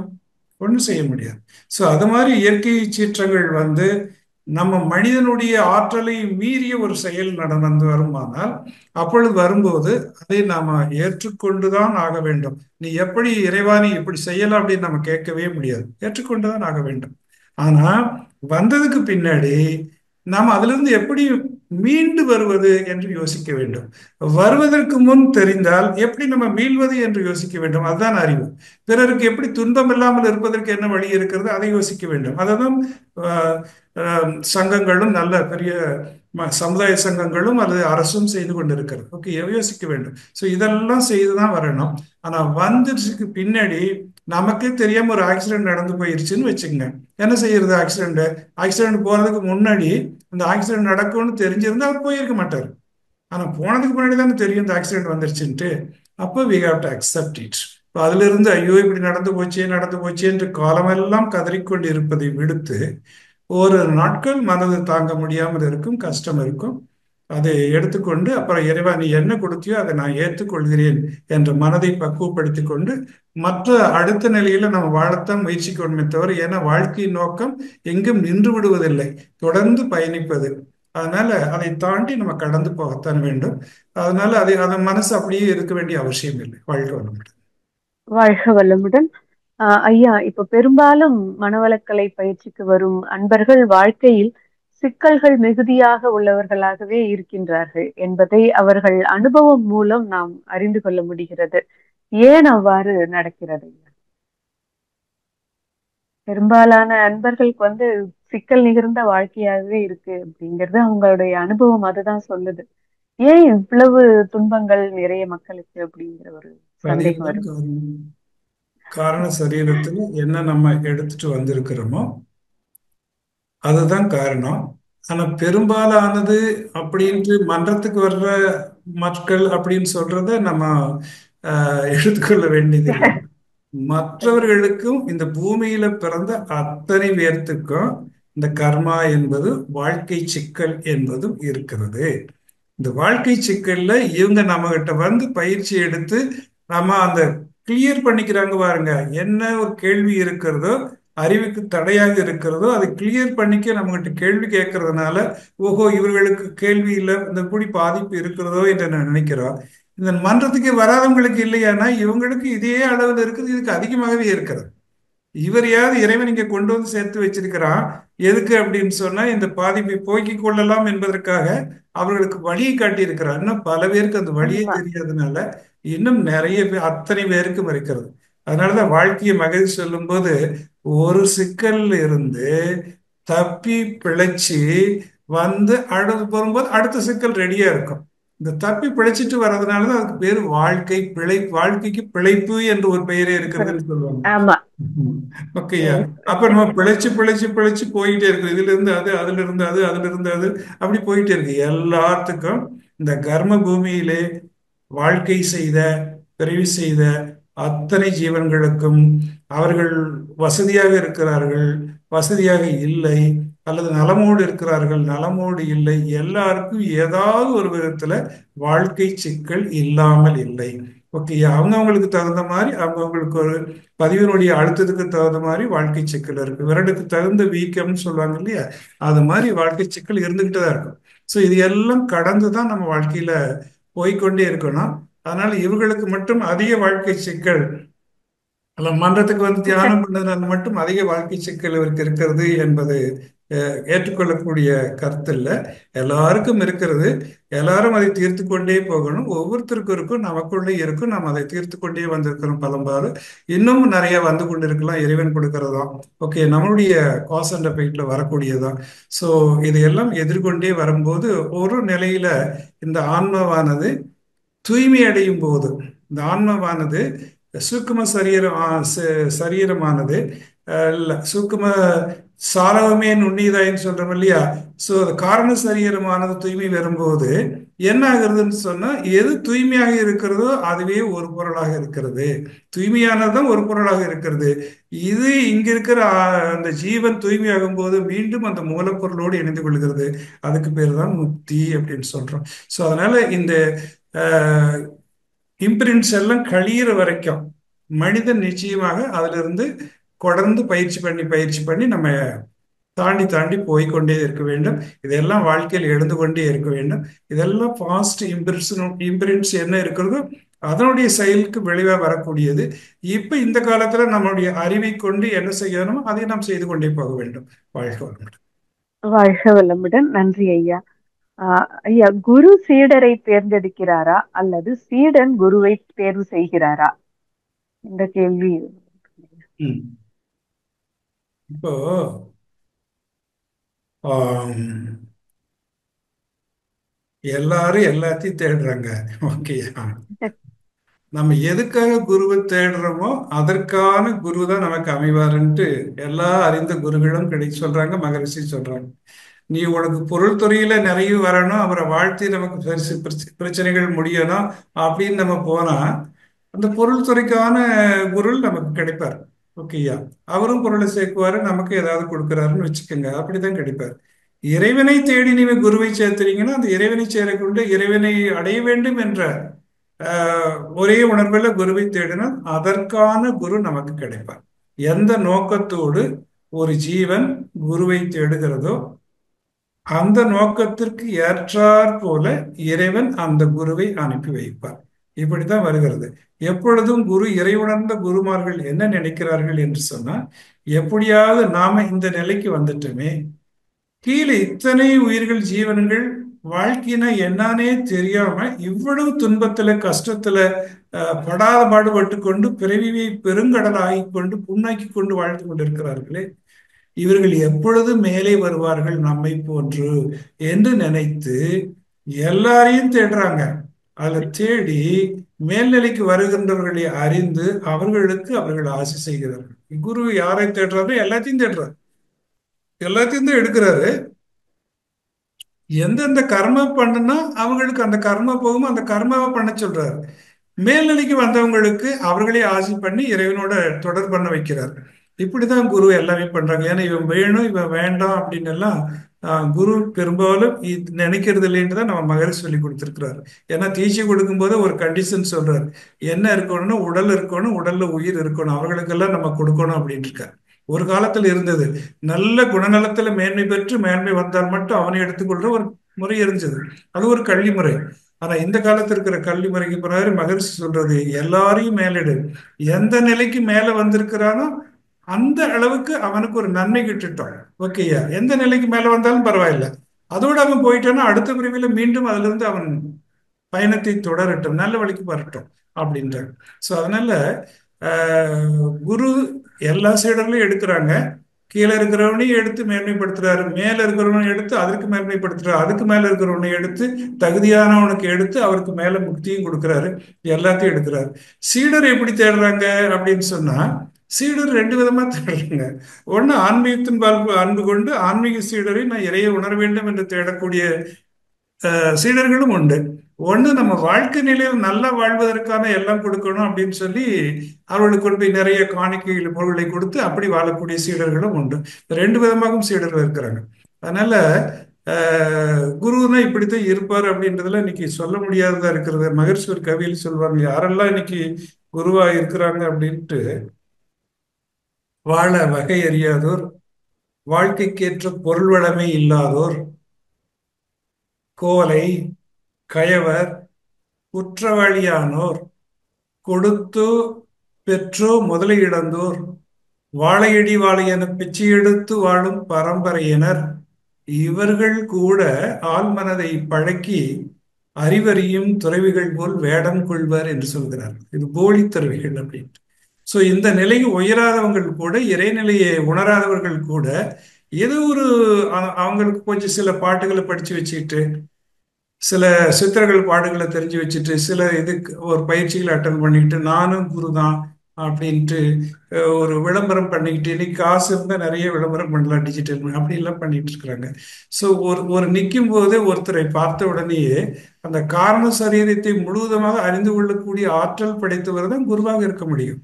அவர் யாருக்கு அந்த காரண சரீரத்தை அறிந்து கொள்ளக்கூடிய நிலை, அவருடைய வினைப்பதிவில் அறிந்து கொள்ளக்கூடிய நிலை வருது அப்படின்னு சொன்னா, அந்த இறை உணர்ந்த குருவுக்கு தான் வருகிறது. சோ இறை உணர்ந்த குரு தான் இறைவந்த ஒருவரை குருவாக நியமிக்க வேண்டும். அல்லது இறை உணர்ந்த குரு அவரும் இறைவனாக கருதப்படுகிறார், இறை உணர்ந்த குரு இன்னொருவரை குருவாக ஆக்க வேண்டுமே தவிர மற்றவர்கள் எல்லாம் ஆசிரியர்கள் தான். அப்படி குருன்னு சொல்ல முடியாது. ஓகேயா? நம்ம சொல்லிக் கொடுக்கறத நம்ம சொல்லிக் கொடுக்குறோம், மற்றவர்களுக்கு சொல்லிக் கொடுக்குறோம். எந்த காலம் வருகிறதோ அந்த காலத்துல நம்ம பியூரிபிகேஷன் வரும்போது அவர்களுக்கு அந்த குரு என்ற நிலை ஸ்தானத்தை இயற்கையில இறைவன் அளிக்கிறார். ஓகேயா? ஸோ இதுதான் அடிக்கடியா நமக்கு நிகழக்கூடிய விஷயம். அதனால குரு சீடரை தேர்ந்தெடுக்கிறார். எந்தெந்த நிலைக்கு தகுந்த மாதிரி அவர் தேர்ந்தெடுக்கிறார். எல்லாவற்றையும் அவர் இந்த உலகம் எல்லாவற்றையும் உணர்ந்து மேலே வர வேண்டும் என்றுதான் நினைக்கிறேன். ஏன்னா ஒவ்வொரு ஜீவனும் எவல்யூஷன்ல மேல வர வேண்டும் என்பதுதான் அதற்கு விதிக்கப்பட்ட நியதி. அதனால எல்லாரும் அப்படி மேல வரணும்னு தான் எடுத்துக்கொள்கிறார்கள். அதனால குரு எல்லாருமே விரும்புறாரு அப்படின்றதான் அர்த்தம். நம்ம சீடர் யாரை விரும்புறாரு அப்படின்னு சொன்னா, சீடர் அவருடைய அறிவுக்கு தகுந்த மாதிரி, அவருடைய தேவைக்கு தகுந்த மாதிரி அவர் விரும்புறாரு. வாழ்க்கை வளமுடன். வாழ்க வளமுடன். நன்றி ஐயா. அடுத்து, தவத்தில் ஆழ்ந்து செல்லும் பொழுது நாம் எதை நினைக்க வேண்டும்? எதுவுமே நினைக்கவில்லை என்றால்தான் ஒருவர் தவத்தில் நிலைத்திருக்கிறார் என்று அர்த்தமாகுமா அப்படிங்கிற கேள்வி. தவத்துல ஆழ்ந்து செல்லும் போது எப்பொழுதுமே ஆரம்ப நிலையில நீங்க ஒரு 10-15 நிமிஷம் நம்ம பண்றோம் அப்படின்னு சொன்னோம்னா, அதுல ஒரு 7-8 நிமிஷம் ஏதோ வேறு என்ன அலைகள் வந்து நம்மை நிலை தடுமாற செய்துவிடும். இதுவே தொடர்ந்து மாத கணக்குல, ஆண்டு கணக்குல இப்படி தொடர்ந்து நம்ம செய்து கொண்டே, இடைவிடாமல் செய்து கொண்டே வந்தோம்னா, இந்த இடையில அடிக்கடி குருவை பற்றி, குரு நமக்கு உதவ வேண்டும் என்று அவர்கள் சங்கல்பம் வைத்து, குரு என்னுடைய தியானத்திலே இருக்கக்கூடிய தடைகளை விளக்க வேண்டும் என்று அவர்களை அன்போடு பல முறை நம்ம வேண்டுதல் செய்து நம்ம பண்ணிக்கிட்டே போனோம் அப்படின்னு சொன்னோம்னா நிச்சயமாக இந்த தடைகள் எல்லாம் போகும். குரு மனதால வருகின்ற தடைகள் எல்லாம் போகும்.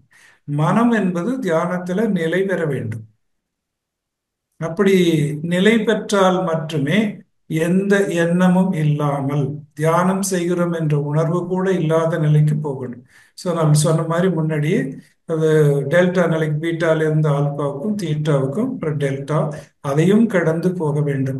அப்ப அவன் அதுவாகின்ற வரைக்கும் போகும்போது ஒன்றுமில்லாத விழிப்பு நிலையோடு இருந்து அந்த ஜீவன் அந்த நிலைக்கு போகும்போது எப்பொழுதும் அந்த நேரத்தில் பிரமமானது தனக்குள்ளே வந்து நிறைய நிற்கிறது. ஓகேயா? எப்பொழுது நீ ஒன்றும் இல்லாமல் எதுவும் நினைக்காமல் இருக்கிறாயோ விழிப்பு நிலையோட, அந்த இடத்துல பிரம்மமானது உனக்குள்ளே புகுந்து கொண்டிருக்கிறது. ஓகேயா? அப்போ சிவம் ஒன்றே உள்ளதென்று சிந்தை செய்தால் போதுமடா என்று பாரதியார் சொல்றாரு இல்லையா? இப்ப சிவம் என்றே உள்ளதுன்னா சுத்தவெளி, சுத்தவெளி மட்டும்தான் இருக்குது, வேற எதுவுமே இல்லை என்னை சுற்றி என்று நினைக்கும் போது நீ அதுவாக மாற்றம் பெறுகிறாய். இப்படி கொஞ்சம் கொஞ்சமா கொஞ்சம் கொஞ்சமா அப்படியே நினைச்சு நினைச்சு அப்படி மாற்றம் பெறுவதற்குள்ள காலம் குருவினுடைய அருளால் மட்டுமே கிட்டும். நீ எவ்வளவுதான் தவம் பண்ணினாலும், தலைகளா நின்னாலும், தண்ணி குடிச்சாலும், ஒரு கடைசி நிலைக்கு போகும்போது என்ன பண்ணணும் அப்படின்னு சொன்னா, இறையுணர்ந்த குருவினுடைய சம்பந்தம் இல்லாமல், அவர்களுடைய வாழ்த்து இல்லாமல் நம்ம அந்த நிலை தொடரவே முடியாது. ஓகேயா? ஸோ அந்த நிலையை போயிட்டு நம்ம அடையணும். அப்படி நம்ம தொடர்ந்து நின்று அடைஞ்சதுக்கு பின்னாடி தான் நம்ம தவத்துல நிலைச்சிருக்கிறோம் அப்படின்றது நமக்கு தெரியும். எப்ப அதுவும் தெரியாது. ஏன்னு சொன்னா, நீ அதுவாகின்ற நிலை வரும். நீ அதுவாகும் போது தவம் செய்யறவனும் தவத்மாவும் இருக்கிறதும் தவத்துக்கு மூலமாக இருக்கிறதும் ரெண்டும் எல்லாம் ஒன்னாய் போயிடும். அப்ப நீ தான் தவம் பண்றது அப்படின்றது அங்க ஒண்ணுமே இல்லை, நீ அது மட்டும்தான் இருக்கிறது என்ற ஒரு நிலை வரும். அப்படி வருவதற்கு பல காலம் நம்ம முயற்சி பண்ணி இறையருளையும் குருவருளையும் வேண்டி நம்ம செய்து கொண்டே வந்தோம்னா எத்தனையோ இடர்கள் முதல்ல வரும். தவத்தை விட்டுட்டு ஓடிடலான்ற நினைப்பு எல்லாம் வரும். ஓகே, இதெல்லாம் தேவையில்லை அப்படின்னு கூட நினைப்பு வரும். இதெல்லாம் நமக்குள்ள வர நெகட்டிவ் எண்ணங்கள். ஏன்னு சொன்னா, நீ அதையெல்லாம் வித்ஸ்டாண்ட் பண்ணி நீ வரையா அப்படின்னு பாக்குறதுக்காக. இது எல்லாம் கடந்து உன்னால வர முடிகிறதா?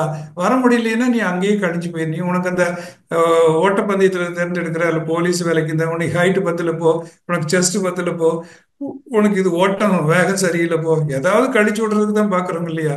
அது மாதிரி இது எல்லாம் கழிச்சுட்டு போயிட்டே இருக்க வேண்டியதான். இது எல்லாம் கடந்து இல்ல இல்ல நான் எப்படியாவது அதுவாகவே மாறுவேன் அப்படின்னு எப்படி ஒரு மனுஷன் உலகையில போறான்? அதே மாதிரி அதை பிடித்து கொண்டு போகணும் அப்படின்னு தொடர்ந்து முயற்சி பண்றவன் நிச்சயமாக இந்த பிறவிலேயே அதை அடைவான். அதுக்கு குரு அருள் நிச்சயமாக வேண்டும். நன்றி. வாழ்க வளமுடன். வாழ்க வளமுடன் ஐயா. ஐயா, ஒரு சாட் பாக்ஸ்ல பிருந்தாங்கிறவங்க ஒரு சந்தேகம் கேட்டிருக்காங்க. இந்த சகஜ நிஷ்டை என்பதற்கு ஒரு விளக்கம் சொல்லுங்க அப்படின்னு. சகஜ நிஷ்டை அதாவது நான் தினந்தோறும் அப்படியே தவம் பண்ணி தவம் பண்ணி தவம் பண்ணி பழகிட்டே வந்துட்டோம்னு வச்சுங்க. நல்லா தவம் பண்ணி பழகிட்டோம். அந்த ஓனஸ்னஸ் அதோடு ஒன்றி இருக்க நமக்கு கிடைச்சிருச்சுன்னு வச்சுக்க. அந்த நிலை கிடைச்சிருச்சுன்னா அப்போ நம்ம பேசிக்கிட்டே இருக்கும்போது தவத்தில் இருப்போம். ஓகேயா? வேலை செய்து கொண்டே இருக்கும்போது தவத்தில் இருப்போம். இன்னொரு செயலை பார்த்து கொண்டு நினைத்து கொண்டு இருக்கும்போது அல்ல உலகத்தில் எங்கேயோ பார்த்து கொண்டு இருக்கிற மாதிரி இருக்கும், அப்போ தவத்தில் இருக்கும். இப்ப எல்லா நிலையிலும் இறைவன் நம்மோடு இணைந்து இருந்து கொண்டே இருந்தானா அந்த ஆழ்மனமான அந்த இறைநிலையிலிருந்து மாறாமல் இருந்தால் அது சகஜ நிஷ்டை என்று சொல்லப்படும். ஏற்கனவே சகஜமாக எப்பொழுதுமே இறைவன் பிரம்மமானது நம்மோடு தொடர்பிலேயே இருக்கும்போது நம்ம சகஜ நிஷ்டை. எப்பொழுது மனமானது வேறுபட்டு உலகிலுக்கு போகிறதோ, இந்த புலன்கவர்ச்சியிலே மாட்டிக்கொள்கிறதோ, அப்பொழுது இறைவன் நம்மை விட்டு விலகிவிடும் போது நம்ம உலகியலுக்கு வந்து விடுகின்றோம். இதுதான் வித்தியாசம். ஸோ அப்போ சகஜ நிஷ்டைன்றது மகான்கள் மௌனத்தில் இருந்து அதிலேயே இருந்து இருந்து இருந்து பழகி அப்போ அந்த நிலையை அடைகிறாங்க. நீங்களும் மௌனம் போட்டு நீங்க தொடர்ந்து அப்படி இருந்தா உலகையில அதிகமா தொடர்பு இல்லாம இருந்து அளவான ஆன்மீக காரியங்களை பார்த்துக்கிட்டு நம்ம மற்றவங்களுக்கு நல்லது செய்யறது பார்த்துக்கிட்டே இருந்து அந்த நிலை நிலைக்கும். அந்த நிலையை நம்ம இருந்து பழகலாம். அதாவது சகஜ நிஷ்டை. இது நல்ல உயர்வான நிலை, முக்தின்னு சொல்லக்கூடிய நிலை, வாழும்போது அடையக்கூடிய முக்தி என்ற நிலை. வாழ்க வளமுடன். அம்மா அன்மியூட் பண்ணிக்கோங்கம்மா. வாழ்க வளமுடன். அம்மா வாழ்க அம்மா வாழ்க வளமுடன் அம்மா. வாழ்க ஐயா வளமுடன். ஓகே, வாழ்க வளமுடன் ஐயா. வாழ்க ஒரு வளமுடன். ஒரு நிமிஷம் ஐயா, வீடியோ தெரியலைங்க ஐயா. ஐயா வாழ்க வாழ் வளமுடன். ஆ, சரியாத்தம்மா இருக்கு. வருது இல்லம்மா? வீடியோ வரலைங்க ஐயா. ஆ, சரி. இப்ப வருதுங்க ஐயா. வாழ்க வளமுடன். அம்மா கிருமாதித்தி அம்மா, இப்ப கேளுங்கம்மா. ஐயா ஐயா வாழ்க வளமுடன் ஐயா. வாழ்க ஐயா வளமுடன். நான் இப்ப நீங்க மாலதி அம்மாட்ட இந்த குரு எப்படி கிடைக்கிறாங்க, அவங்களுடைய எப்படி குரு நம்ம தேடுறோம், அதுக்கெல்லாம் அருமையான விளக்கம். அந்த குருவை பத்தி ரொம்ப நேரம் சொன்னீங்க. ஆனா ஐயா இப்ப என்னைய சார்ந்த சிலர் என்ன பண்றாங்க, சிலர் கூட எனக்கு தெரிஞ்ச 2 பேரு வந்து எல்லா தவம் எடுத்து ஆழியார் வந்து எல்லாம் பண்ணிட்டு அடுத்த அமைப்பை தேடி போறாங்க. அவங்க போய் அங்க என்ன கிடைக்குதோ தெரியல, எனக்கு தெரியல. ஆனா அங்க போயிட்டு வந்து மறுபடியும் அது இங்க வரலாம் அப்படி ஒரு சபலத்திலே போறாங்க ஐயா. மேற்கொண்டு அங்க போன உடனே சரி நீங்களும் வாரீங்களா அப்படிங்கிற ஒரு சபலமெல்லாம் அவங்க மனசுல தோணுது.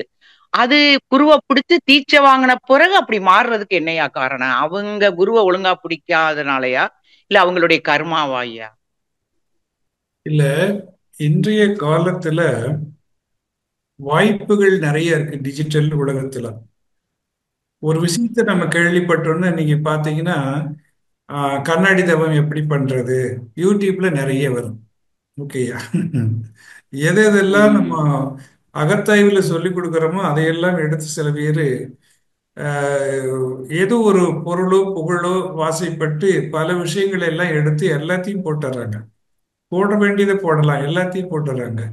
இதே மாதிரி தினந்தோறும் பார்த்தீங்கன்னா இன்னைக்கு ஒரு குரு வந்து பேசுறாரு, இன்னைக்கு ஒரு குரு உங்களுக்கு கவலையா, நீங்க கவலைப்பட வேண்டாம்னு சொல்றாரு. இப்படி எல்லாம் வரும்போது என்ன பண்றாங்க, ஓஹோ அங்க போனா நம்மளுக்கு உடனே கவலை குறையுமா, இந்த பயிற்சியே கொடுத்ததை முழுவதுமாக பண்ணாமலேயே அங்க போனா இது தீருமா, இங்க போனா இது தீருமா, இப்படின்ற மாதிரி எண்ணம் இருக்கிறது. இதுக்கு காரணம் என்னன்னு சொன்னா, நாம ஆர்கனைசேஷன்ல ரொம்ப ஓப்பனா எல்லாருக்கும் நீ டீச்சை கொடுத்துட்டு எல்லாத்தையும் கொடுக்கறத ஒரு காரணமா கூட இருக்கலாம். ஏன்னா நம்ம சாமி எல்லாம் ஓப்பன் பண்ணி விட்டார், எல்லாத்துக்கும் போகட்டும், நீங்க உம் போங்க எல்லாம் வச்சுக்கோங்க, ஓகே அப்படின்னு விட்டார். முன்னாடி அப்படி இல்லை. இருந்தாங்கன்னா அவங்க இது எடுத்தோன்னு இதை கரெக்டா செய்யணும், இதை செய்துட்டு நீங்க இங்கிருந்து வெளியே போனீங்கன்னா உங்களுக்கு அப்படி வரும் இப்படி வரும் இப்படி எல்லாம் பயமுறுத்தி வச்சிருந்தாங்க. இப்ப அந்த பயமெல்லாம் இல்லை. கடைசியில் அங்க போய் இங்க போய் பல பக்கம் போய் சில அன்பர்கள் அப்பா சார் நான் அப்படி இங்க இருக்கும்போது இப்படி நல்லா இருந்த, திருப்பி அங்க போய் நான் மீண்டும் நான் கீழான நிலைக்கு போயிட்டேன், இதெல்லாம் பட்டு தெரிஞ்சுக்கிறதுக்காக அப்படி நிலை ஏற்படுத்துகிறது. அது அவங்க வினைப்பதிவு தான் காரணம். ஒன்றை பற்றி நல்லா தெரிஞ்சு கொள்ளணும், மகர்ஷி பற்றி நல்லா தெரிஞ்சு கொள்ளணும், அவரை குருவை ஏத்துக்கலாமா அப்படின்றது அவங்க நல்லா தெரிஞ்சுக்கணும். ஏத்துக்கிட்டதுக்கு பின்னாடி முழுவதும் அதுலயே வந்தாங்கன்னா அவங்க வாழ்க்கையில நிச்சயமாக மாற்றம் இருக்கும். இல்ல, எங்க போகணுமோ அவங்க அங்க போய் ஏத்துக்கிட்டு போகணும். பெரும்பாலானவர்கள் இன்னைக்கு பாத்தீங்கன்னா இந்த மனவளக்கலை எடுத்த அன்பர்கள் எல்லா ஆர்கனைசேஷன்ல இருக்கிறாங்க. இந்த தமிழ்நாட்டில் பெரும்பாலும் பார்த்தீங்கன்னா பல இடங்கள்ல பார்த்தீங்கன்னா எல்லா ஆர்கனைசேஷன் இருக்கிற அன்பர்கள்ல ஒரு 10-20% பேர் எல்லாம் மனவளக்கலை தெரிந்தவர்களா தான் இருக்கு. இதுதான் பேசிக்கா அவர்கள் வாழ்க்கையில உடல் உயிர் மனம் இறைநிலை வரைக்கும் சொல்லி கொடுக்கக்கூடியதாக இருக்கிறது. அவ்வளவு நம்ம சீக்கிரமா சொல்லி கொடுத்துறோம். ஒரு ஸ்டேஜில் இருந்து அடுத்த உம் ஸ்டேஜ் வர்றதுக்கு முன்னாடியே நம்ம சொல்லி கொடுத்துறோம். அவங்க உண்மையிலேயே அந்த நிலைக்கு உணர்வாக வர்றாங்களான்னு உணர்வாக வர்றதுக்கு முன்னாடியே சொல்லி கொடுத்துறோம். இவங்களுக்கு அது புரியுறது இல்லை. புரியாதனால என்ன பண்றாங்க அப்படின்னு சொன்னா, சரி ஓகே அங்க போகலாம், நீ போற எங்க வேணாலும் போகலாம், எங்க வேணாலும் கத்துக்கலாம், அது தவறு கிடையாது. ஆனா எதை ஃபாலோ பண்ணணுமோ அதை ஃபாலோ பண்றதுல ஸ்டடியா இருக்கணும். அப்படி இல்லாத போகும்போது அவர்களுக்கு வாழ்க்கையில கஷ்டங்கள் வருகிறது, காலம் பிறவி வீணாகி போகிறது. அதனால நீங்க நிறைய இடத்துல கிணறு தோன்ற மாதிரி 50 அடி 50 அடியே தோண்டிக்கிட்டு இருக்கிற மாதிரி தான். அப்புறம் இங்க ஒண்ணு இல்லைன்னு அடுத்த பக்கம் போய் தோண்டிக்கிட்டே இருக்கிறது தான். இப்படித்தான் போறாங்க. இது நம்ம இந்த காலத்துல அது ஒண்ணுமே செய்ய முடியாத நிலைதான். அதனால அவர்கள் ஒண்ணு இருக்கிறது, பட்டு திருந்துதல் அப்படின்னு இருக்கிறது, திருந்திட்டு அவங்க வரட்டும், அப்படி விடுறது பெஸ்ட். வாழ்க்கை வளமுடன். ரொம்ப சிறப்பு, நன்றி ஐயா. மாலதி அம்மா நன்றி, வாழ்க வளமுடன். நன்றி. ஆழியார் வாழ்க வளமுடன். உங்களுடைய உங்களோட ரொம்ப சிறப்பா இருந்துச்சு. நன்றி அம்மா, வாழ்க வளமுடன். நன்றி அம்மா, நன்றி அம்மா. வாழ்க வளமுடன். ஐயா, அடுத்து சாட் பாக்ஸ்ல ஒரு அன்பர் வாசுகி ஸ்ரீனிவாசன் ஒரு கேள்வி கேட்டிருக்காங்க. இந்த பதிவுகள் 6 இடங்கள்ல பதியுது இல்லைங்களா, அதை ம். பற்றி விளக்கம் கொடுக்க முடியுமா அப்படின்னு கேட்டிருக்காங்க ஐயா. ம். இந்த பதிவுகள் பத்தி சொல்லும்போது மகிழ்ச்சி சாதாரணமா இந்த மேல்நிலையிலிருந்து ஆழ்நிலை வரைக்கும் எங்க போறது அப்படின்னு சொல்லும்போது நாம் செய்கின்ற ஒவ்வொரு செயல்களிலும் உடலிலே, மூளையிலே, கருவிலே, உயிரிலே, வித்து அணுக்களிலே, இப்படி எல்லா இடத்துலையும் பதிவாகிறது. ஓகேயா? ஸோ பிசிக்கலா ஒரு ஆக்ஷன் செய்யும் போது பிசிக்கலா பதிவாகுது. பிசிக்கல் ஆக்ஷன் இப்போ டைப்ரைட்டிங் பழகும் போது கொஞ்சம் கொஞ்சமா பல நாட்கள் பயிற்சி கொடுக்கும்போது அது உடல் இயக்கத்துக்கு வந்துடுது. அதே மாதிரி டிரைவிங்கோ, நீச்சலோ, இதையெல்லாம் முதல்ல கத்துக்கொள்ளும் போது மிக கவனமாக கத்துக்கொள்கின்றோம். அப்புறம் கவனமே இல்லாம கூட நம்ம ரெண்டு கையில சைக்கிள்ல கையை விட்டுட்டு ஓட்டிட்டு போறோம். முதல்ல கத்துக்கும் போது ரெண்டு கையை பிடிச்சி இன்னொரு ஆள் பிடிச்சி ஓட்டிட்டு போறது கஷ்டப்பட்டோம் இல்லையா? ஸோ இது எல்லாமே உடல் இயக்க பதிவுகள் என்று சொல்லுகின்றோம். இப்படி வரக்கூடியதாக இருக்கிறது. இது ஒரு நிலைதான்.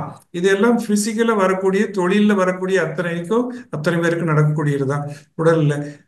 உடல்ல மூளையில வரக்கூடிய பதிவுகள் அப்படின்னு சொல்றது இன்னும் நாம செய்கின்ற செயல்களை படிச்சு அதை உள்ள கொண்டு போய் ஸ்டோர் பண்ற பாருங்க, அது ஒரு ஸ்டோரேஜ் ஹவுஸ் தான். அதை ஸ்டோர் பண்ணி வைக்கும்போது எக்ஸாம் வரைக்கும் வச்சுக்கிறோம், அப்புறம் திருப்பி மறந்துடுறோம், இல்ல திருப்பி ஆழமாக திருப்பி திருப்பி படிச்சுட்டே இருந்தா ஆழமா போயிடுது. இது எல்லாமே மூளையில செய்யக்கூடிய பதிவுகள். அப்புறம் அஹ், கருவிலே போகுது பாருங்க, அது திரும்ப ரிப்பீட் ஆக்ஷன் செய்ய செய்ய செய்ய என்ன ஆகும் அப்படின்னு சொன்னா அது உடல்ல செஞ்சு அப்புறம் மூளையில செஞ்சு திரும்ப திரும்ப நினைச்சு அல்லது திரும்ப திரும்ப ரிப்பீட்டடா அதை மனசு வருத்திக்கிட்டோ அல்லது மகிழ்ச்சியில நினைச்சு கொண்டே இருக்கும்போது அது இன்டர்ன் காரண பாடியில போய் கடைசி நிலையில போய் பதியுது. காரண உடல்ல என்ற சூக்குமத்துல போய் அது போய் பதிவாகிறது. அப்படி போய் பதியும்போது காசல் பாடியில் போய் பதிவாகும் போது அது காரண சரீரத்துக்கு போயிருது. இப்போ கருவுல போய் பதிவாகிறது. இந்த கருவுல பதிவாகிறது தான் அடுத்த பிறவிக்கு கூட நம்முடைய வினைகளை எடுத்து செல்ல போகக்கூடிய ஒரு நிலை என்று நம்ம சொல்றோம். அது மாதிரி கருவில வான்காந்தத்துல பதிவாகுது. இங்க நம்ம நினைக்கிறது எல்லாமே வான்காந்தத்துல பதிவாகுது. ஓகேயா? ஸோ உடல்ல, மூளையில, கருவில, உயிரில, அதே மாதிரி நம்மளுடைய விண்துகள்ல பதிவாகுது. விண்துகள்ல பதிவானாலே எக்ஸ்பான்ஷன் ஆகும்போது அது வான்காந்தத்துக்கு போகும். அதே மாதிரி வான்காந்தத்திலையும் பதிவாகிறது. அப்புறம் இது மாதிரி நம்ம பதிவாகின்றது எல்லாத்துலேயுமே எந்த பதிவு முக்கியம்னு சொன்னா நமக்கு அப்படி பதிவு இருக்கிறதுனால மட்டும்தான் நம்ம ஆக்ஷனே செய்ய முடியும். ஒரு தொழிலை கத்துக்கிறோம் அப்படின்னு சொன்னா நமக்கு இந்த பதிவு இருக்கிறதுனால தான் நமக்கு தொழில ஞாபகம் இருக்கிறது.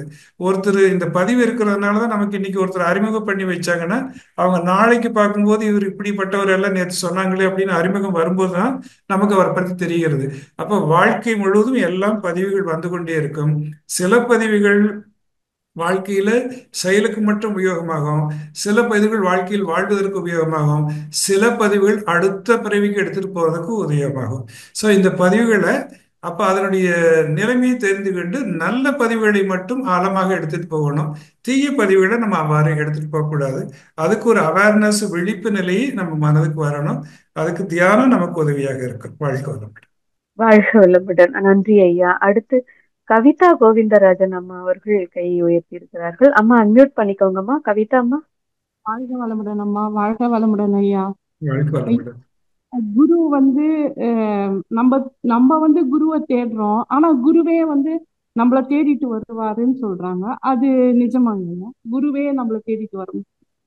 குருவே நம்ம தேடிட்டு வர்றது அது போன பிறவியில நமக்கு அந்த கொடுப்பனின்னு சொல்லுவாங்க இல்லையா, இம்பிரின்ஸ், அதுல காரண சரியத்தை இருக்குமானால் இவர் போன பிறவியிலே நமக்கு குருவா இருந்திருப்பாரு.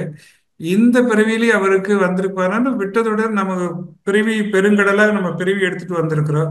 அதனால என்ன செய்யறோம், அவர் இந்த பிறவியிலே நமக்கு குருவா வந்து அமைகிறார்.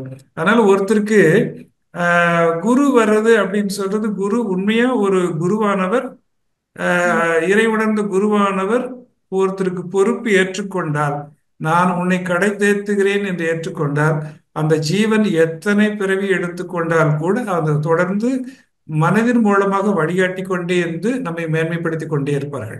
ஓகே, அவர் பிசிக்கலா வரலின்னு சொன்னாலும் மனிதன் மூலமாக வழிகாட்டி கொண்டு நம்மை மேன்மைப்படுத்தி கொண்டே இருப்பார்கள். அதனால அதெல்லாம் குரு தொடர்ச்சியாக வரக்கூடியது. அப்படி விட்ட குறை தொட்ட குறைன்பாங்களே, அவங்க தொடர்ச்சியா வர்றதுனாலதான் அவங்களுக்கு வந்து அந்த அவரை தேடி அந்த ஜீவனை போய் எங்க இருக்கிறது, எங்க பிறந்திருக்கிறது என்று பார்த்து அவர் எடுத்துக்கொண்டு வந்துடுவார். நீங்க உதாரணமா சொன்னீங்கன்னா ராமகிருஷ்ண பரமஹம்சர் கீழே வரும்போது விவேகானந்தரை கூட்டிகிட்டு வந்தாருன்னு சொல்லுவாங்க. நான் கீழே போறப்ப நீ எனக்கு பின்னாடியே வா, இந்த வேலைகளை செய்யணும் அப்படின்னு போட்டு. ஸோ இது எல்லாமே அவர்கள் இயக்கத்திலேயே தொடர்ந்து வரக்கூடியது, கருத்தொடர்ச்சியா வரக்கூடியதாக இருக்கும். இப்ப இது மாதிரி நமக்கு எத்தனையோ அமையும். குருவானவர் நமக்கு தொடர்ச்சியாக வந்து உதவக்கூடியவர். எத்தனையோ நிலை ஏற்படும். அதெல்லாம் அஹ், காரண சரீரத்திலே வரக்கூடியதுதான், ஜீவகாந்த பதிவிலே வரக்கூடியதுதான். வாழ்க்கை வளமுடன். ஐயா ஐயா இன்னொன்னுங்க. இப்போ நம்ம சித்தர் மடத்துக்கெல்லாம் போய் உக்காந்து சூக்கமமா இருந்து அவரே குருவா நினைச்சிட்டு அவரே பண்றாங்க இல்லைங்கய்யா, அது பரவாயில்லைங்க. நம்ம எங்க போனாலும் போய் இருக்கலாம். பட் குருன்றவரு ஒருத்தர் தான் இருப்பாங்க. உபகுருகள் அப்படின்றவங்க எத்தனையோ பேர் இருக்கலாம். நமக்கு ஒரு அறிவு கொடுக்கிறவர் எல்லாமே நம்ம ஆசிரியர், ஆச்சாரியார், இப்படி எதுவும் சொல்லலாம். குருன்னு சொன்னாலும் தப்பு இல்லை. இவர் எனக்கு டிரைவிங் கற்றுக் கொடுத்த குரு அப்படின்னு சொன்னா அவரு சரி, அவர் ஆசிரியர் கற்றுக் கொடுத்தார் அப்படின்னு சொல்றாங்க. இப்ப அது குருன்றவங்க என்னன்னு சொன்னா இறை உணர்ந்து இறைவனை அடைவதற்கான உதவி செய்யக்கூடியவங்க, எந்த ஒரு எதிர்பார்ப்பும் இல்லாம உதவி செய்யக்கூடியவங்களுக்கு மட்டும்தான் குரு அப்படின்ற பெயர். மற்றவங்க எல்லாம் குரு அப்படின்னு சொல்றது இல்ல. உலக வழக்குல நம்ம அப்படி சொல்லிக்கிட்டு வர்றோம். இப்ப நீங்க ஒரு உதாரணமா ஒரு அஹ், பெரியாரே இப்படி ஒரு செய்தி சொல்றாரு. நீங்க குருவை பத்தி அவர் சொல்லும்போது, நீ தினந்தோறும் ஆயிரக்கணக்கான பேருக்கு உணவளிக்கின்ற அஹ், ஹோட்டல் கடைக்காரரை நீ அன்னதான பிரபு என்று சொல்வாயா? சொல்ல முடியாது. தினந்தோறும் ஆயிரக்கணக்கான பேருக்கு அவர் சாப்பாடு போடுறாரு, இந்த கடை வச்சு நடத்துறவர். அவர் அன்னதான பிரபு என்று சொல்வாயா? உனக்கு சொல்ல தொழிலை சொல்லிக் கொடுக்கின்ற ஒருவரை ஏன் சொன்னா அவரை குரு என்று சொல்வாயா? ஒரு தொழிலை கத்துக் கொடுக்கிறாரு, ஓகே, அவர் குரு என்று இது எல்லாமே அவர்கள் என்னன்னு சொன்னா, இன்னும் ஒண்ணு கூட கேட்கிறார். உன்னுடைய உடலுக்கு சுகத்தை கொடுக்கக்கூடிய ஒரு பெண்மணியை நீ மனைவி என்று சொல்வாயா? ஓ, இதெல்லாம் அவரவர்கள் பணத்திற்காக ஒரு தொழிலை செய்கிறார்கள். அவர்கள் எல்லாம் குரு அல்ல. யார் ஒருவர் இறை உணர்ந்து தான் உணர்ந்ததை மற்ற ஜீவனும் உணர வேண்டும் என்று எந்த எதிர்பார்ப்பும் இல்லாமல் செய்கிறாரோ அவருக்கு பேர் தான் குரு. நம்ம யாரை எடுத்தாலும் குரு குரு குரு குருன்னு சொல்லிக்கிற வார்த்தை போட்டுட்டு அப்படி குரு ஆக முடியாது இல்லையா? ஆசிரியரா இருக்கலாம், நடந்து காட்டக்கூடிய, சொன்னதை சொன்னதை வாழ்க்கையில் கடைபிடித்து வரக்கூடிய உயர்ந்த நிலையில் வருகின்ற ஆச்சாரியர்களா இருக்கலாம். ஸோ குரு என்பவர் கடைசி நிலைக்கு போகக்கூடியவர். குரு என்பவர் இறைவனாலே அனுப்பப்படுபவர், அல்லது இறை உணர்ந்து அந்த உணர்வை மக்களுக்கு தெரிவிக்க வேண்டும் என்ற தீராத எண்ணமுடையவர், எதிர்பார்ப்பு இல்லாதவர், ஆசை இல்லாதவர். அவரைத்தான் நம்ம குருன்னு சொல்ல முடியும். ஸோ மற்றவர்கள் எல்லாம் ஆசிரியர்கள் தான். அதனால நம்ம அவங்களை பற்றிட்டு அவங்க பண்ணாங்க. எங்க போனாலும் நீங்க ஒரு கோயிலுக்கு போறீங்க, மெயின் டைட்டி கும்பிடுறீங்க, அது சுத்தி ஒரு 100 டைட்டி இருக்கு.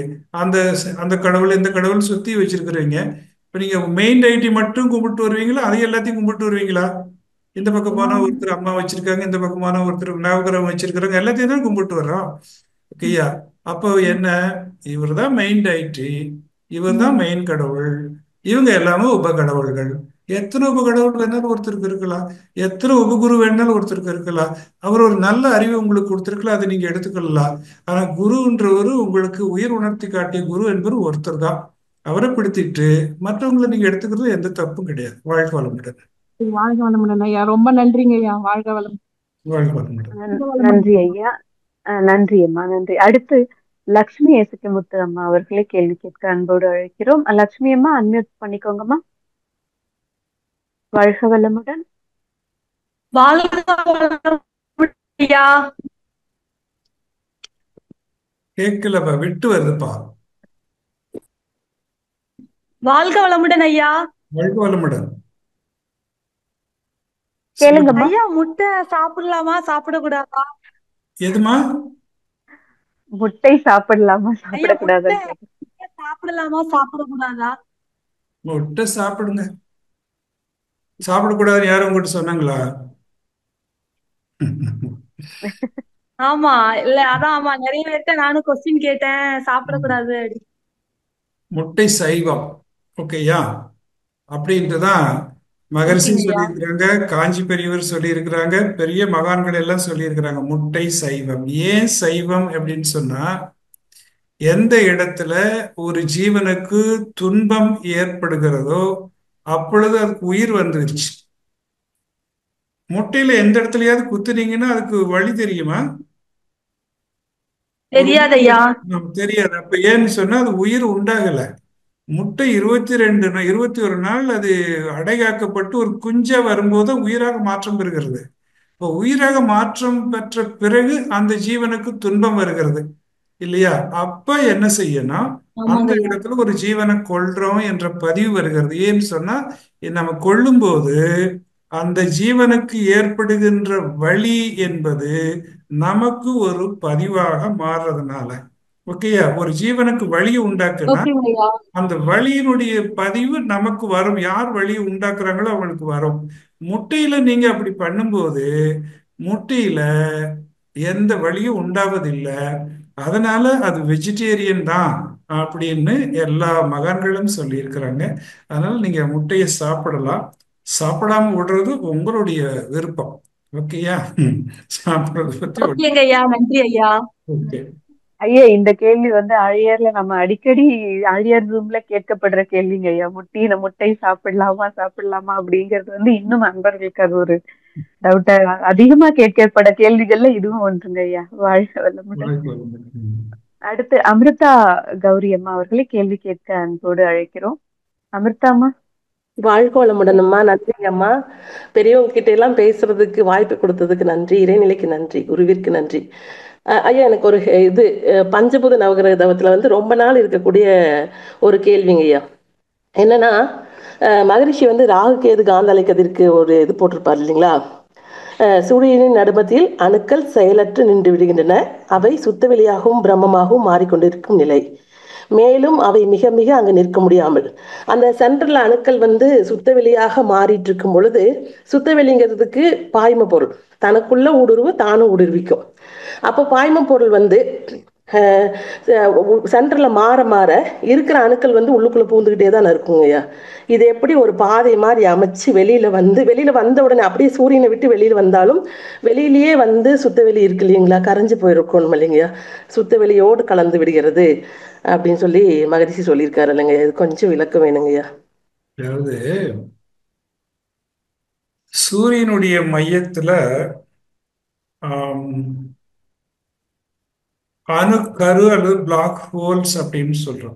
இந்த அணுக்கரு அல்லது பிளாக் ஹோல்ஸ் அப்படின்றத எதை காட்டுதுன்னா, ஒரு அணு எடுத்துக்கங்க.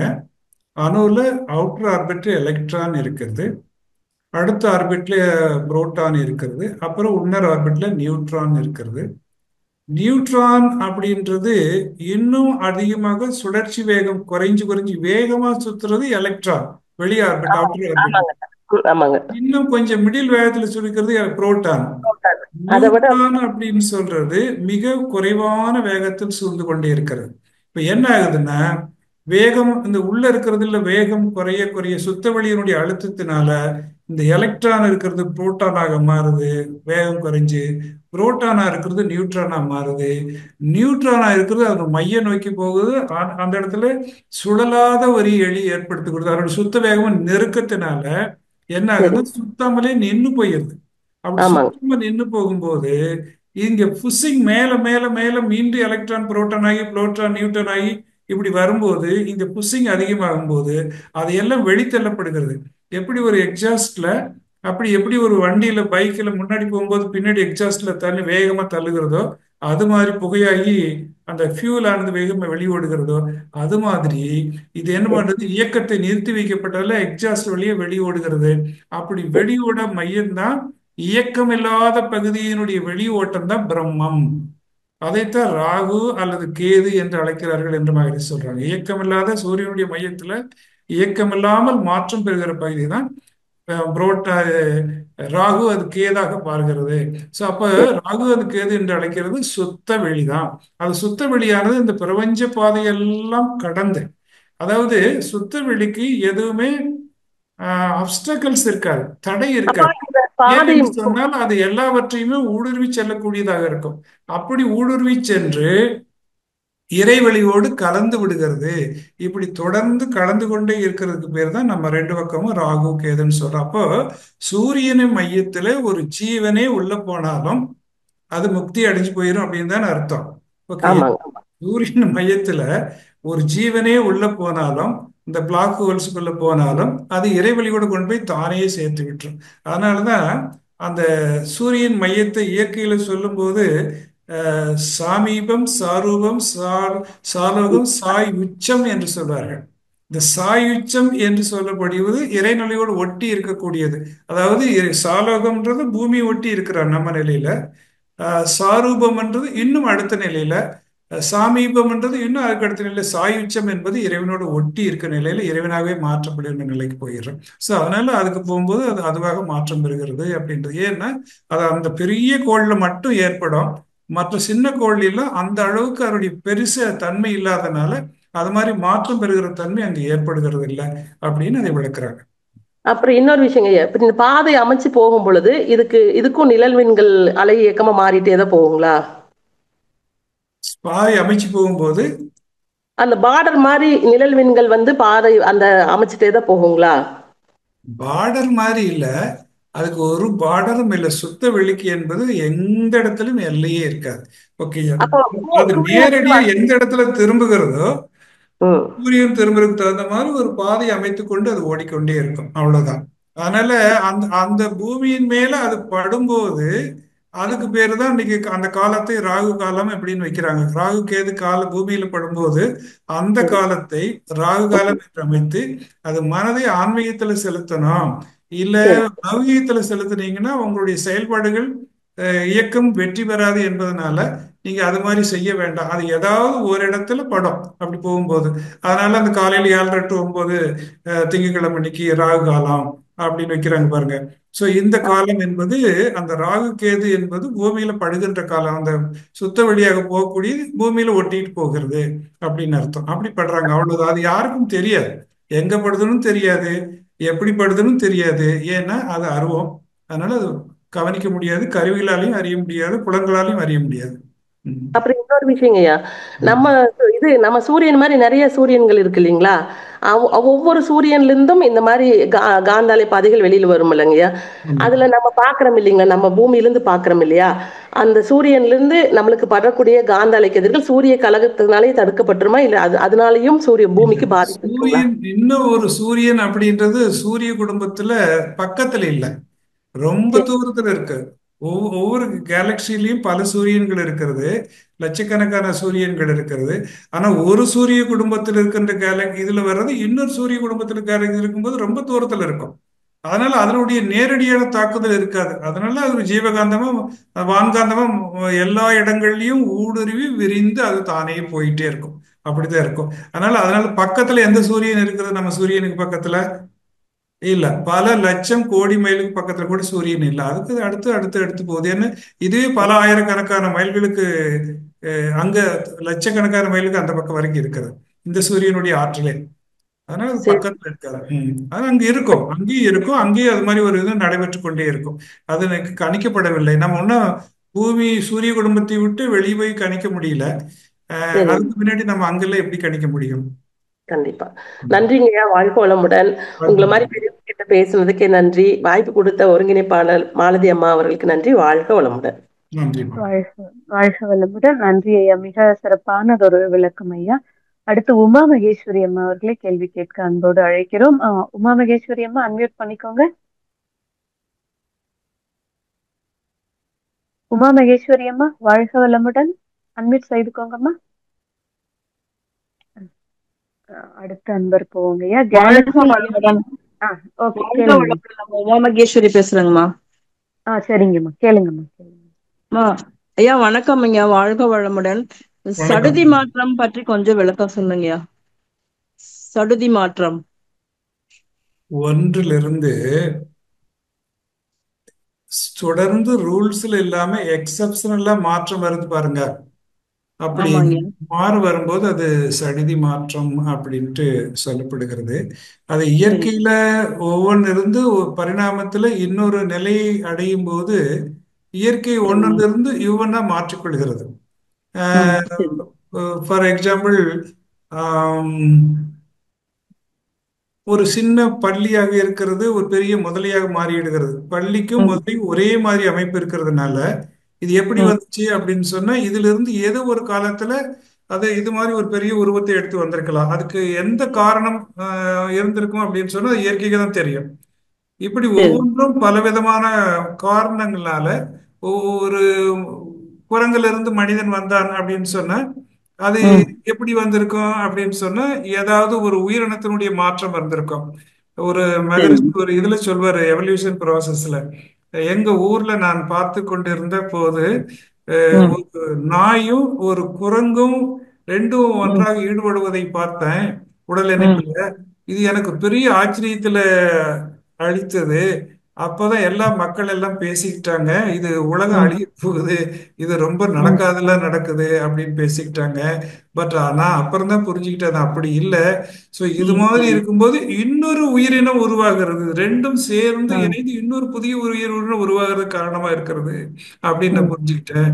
ஸோ இப்படிதான் குரங்குல இருந்து மனிதன் வந்திருக்க வேண்டும், இப்படித்தான் எல்லாமே மாறி வந்திருக்க வேண்டும் அப்படின்னு சொல்றாங்க. ஸோ இது எக்ஸப்ஷன் கேஸ், எக்ஸப்ஷன்ல நடக்கக்கூடியது. ஆமா, விதிவிலக்காக நடந்து அது மாதிரி மாற்றம் பெறுவது சடுதி மாற்றம் சொல்றோம். நன்றிங்க. வாழ்க வளமுடன் அம்மா. வாழ்க வளமுடன் அம்மா. நன்றி அம்மா.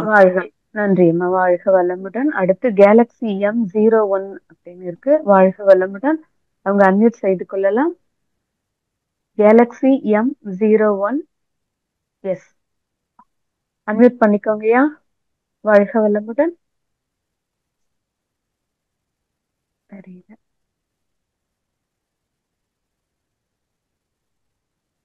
வாழ்க வளமுடன். வாழ்க வளமுடன். கேக்குதுங்களாம்மா?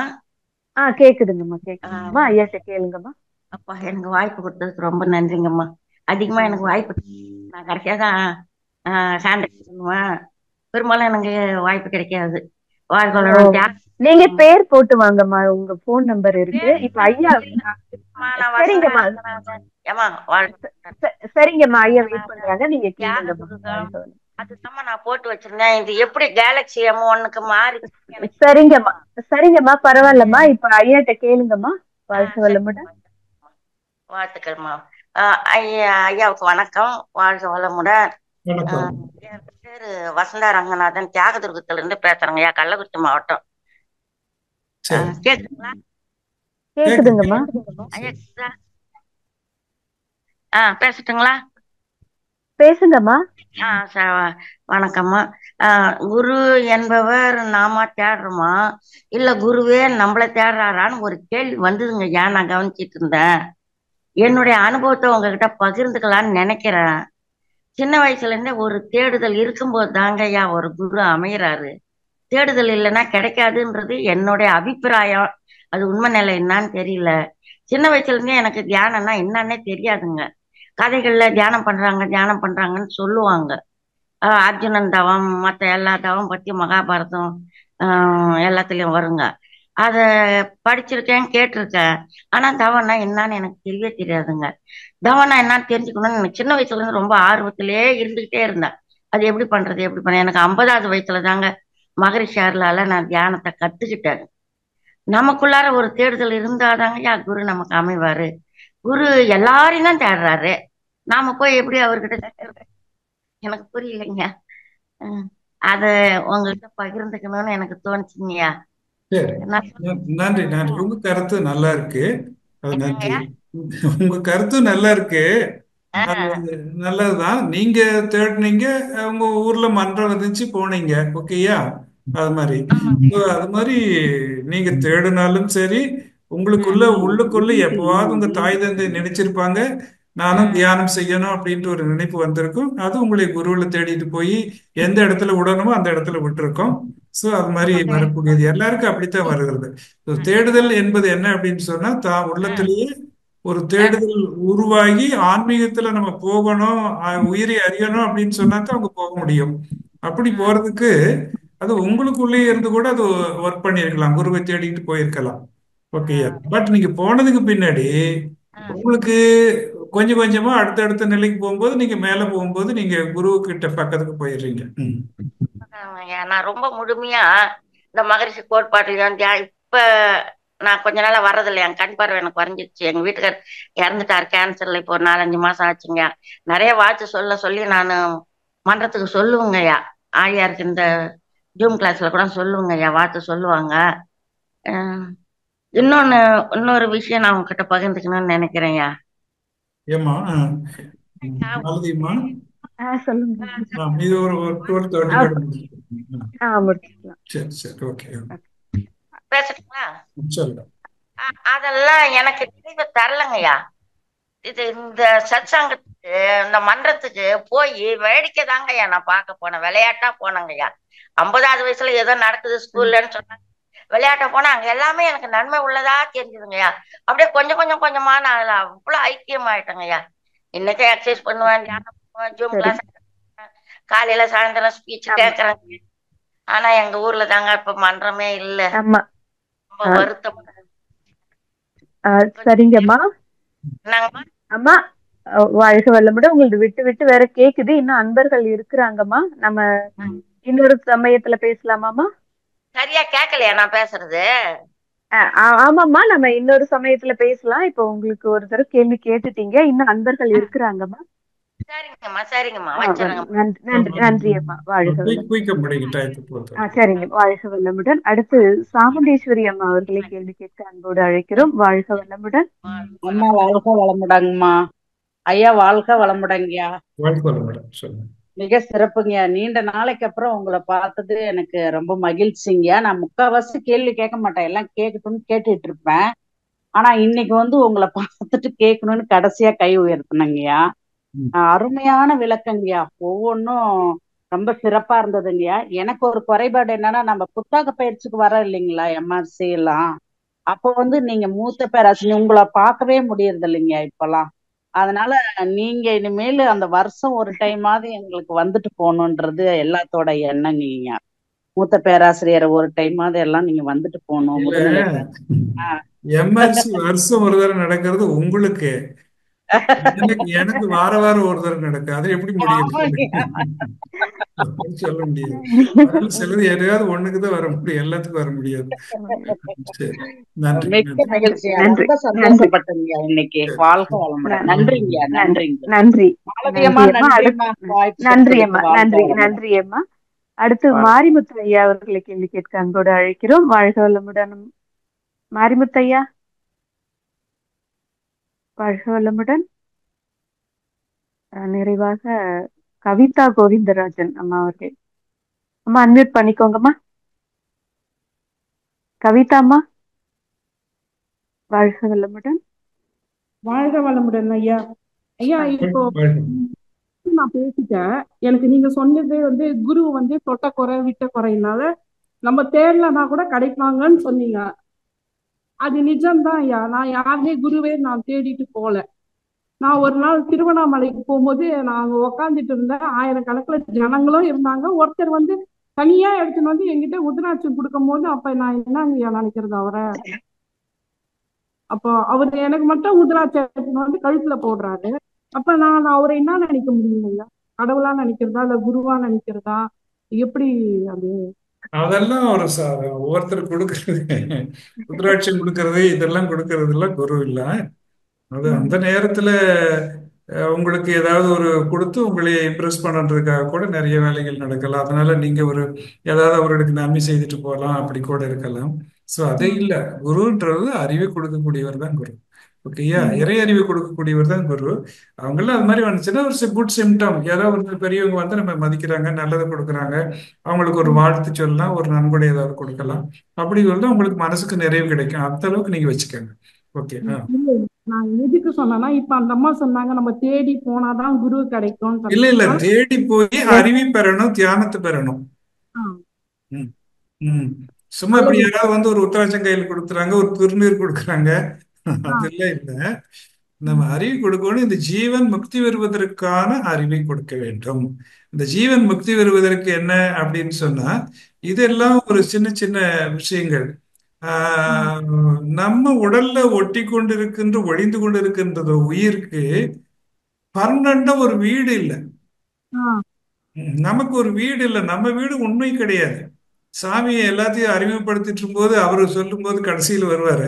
எல்லாரும் அறிமுகப்படுத்திக்க பவுண்டேஷன் கோர்ஸ்ல முன்னாடி எல்லாம் பேர் சொல்லிக்கிட்டே அவர் கடைசியில் வேதாத்திரி வெட்ட வெள்ளி அப்படிம்பாரு.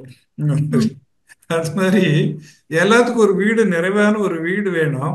அந்த வள்ளுவர் சொல்ற மாதிரி நீங்க உடல்ல ஒண்டி கொண்டிருக்கின்ற உயிருக்கு ஒரு வீடு இல்லையா அப்படின்ட்டு, அது மாதிரி அந்த அந்த வீட்டை பெறுவதற்கான வழிகாட்டக்கூடியவரா இருக்கணும் இல்லையா? இந்த வீட்டை கொடுக்கறது. இதுல ஒரு கவியில அழகா சொல்லுவாங்க, தாழ்வாரம் இல்லை தனக்கு ஒரு வீடு இல்லை. ஓகேயா? தாழ்வாரம்னா ஏதாவது பற்றிக்கிறதுக்கு குரு வேணும், பற்றி கொள்வதற்கு ஒரு குரு இல்லை. தாழ்வாரம் இல்லை தனக்கு ஒரு வீடு இல்லை. ஓகேயா? அப்படி இருக்கும்போது அது இதை பத்தி எல்லாம் நம்ம பேசிக்கிட்டு இருந்து என்ன பிரயோசனம் அப்படின்னு சொல்லுவாங்க. அது மாதிரி அந்த இதையே நிலையை வச்சுக்கிட்டு நம்ம மேல உயர்வதற்கு தியானம், மனதை தூய்மைப்படுத்துறது, மனத்துக்கு மாசு இளன் ஆகிறது. ஸோ மனதை தூய்மைப்படுத்தி மேல மேல மேல நம்ம போய்கொண்டே இருக்கணும் வாழ்க்கையில. பிறருக்கு துன்பம் இல்லாம வாழ பழகிக்கணும். இதற்கான ஒரு கல்விதான் ஆன்மீகம்ன்றது, மேன்மை பெறுவது. ஸோ அதை நமக்கு யார் கற்றுக் கொடுக்குறாங்களோ அவங்கள்ட்ட நம்ம அதை அந்த அந்த உயர்வு கொடுக்குறோம். வாழ்க்கை வளமுடன். நன்றி. வாழ்க வளமுடன். நன்றிங்க ஐயா. ஐயா நம்ம நிறைவு செய்து கொள்கலாங்களா ஐயா? வாழ்க வளமுடன். நம் கடமை அறவாழ்வின் நாட்டத்தே சிறக்க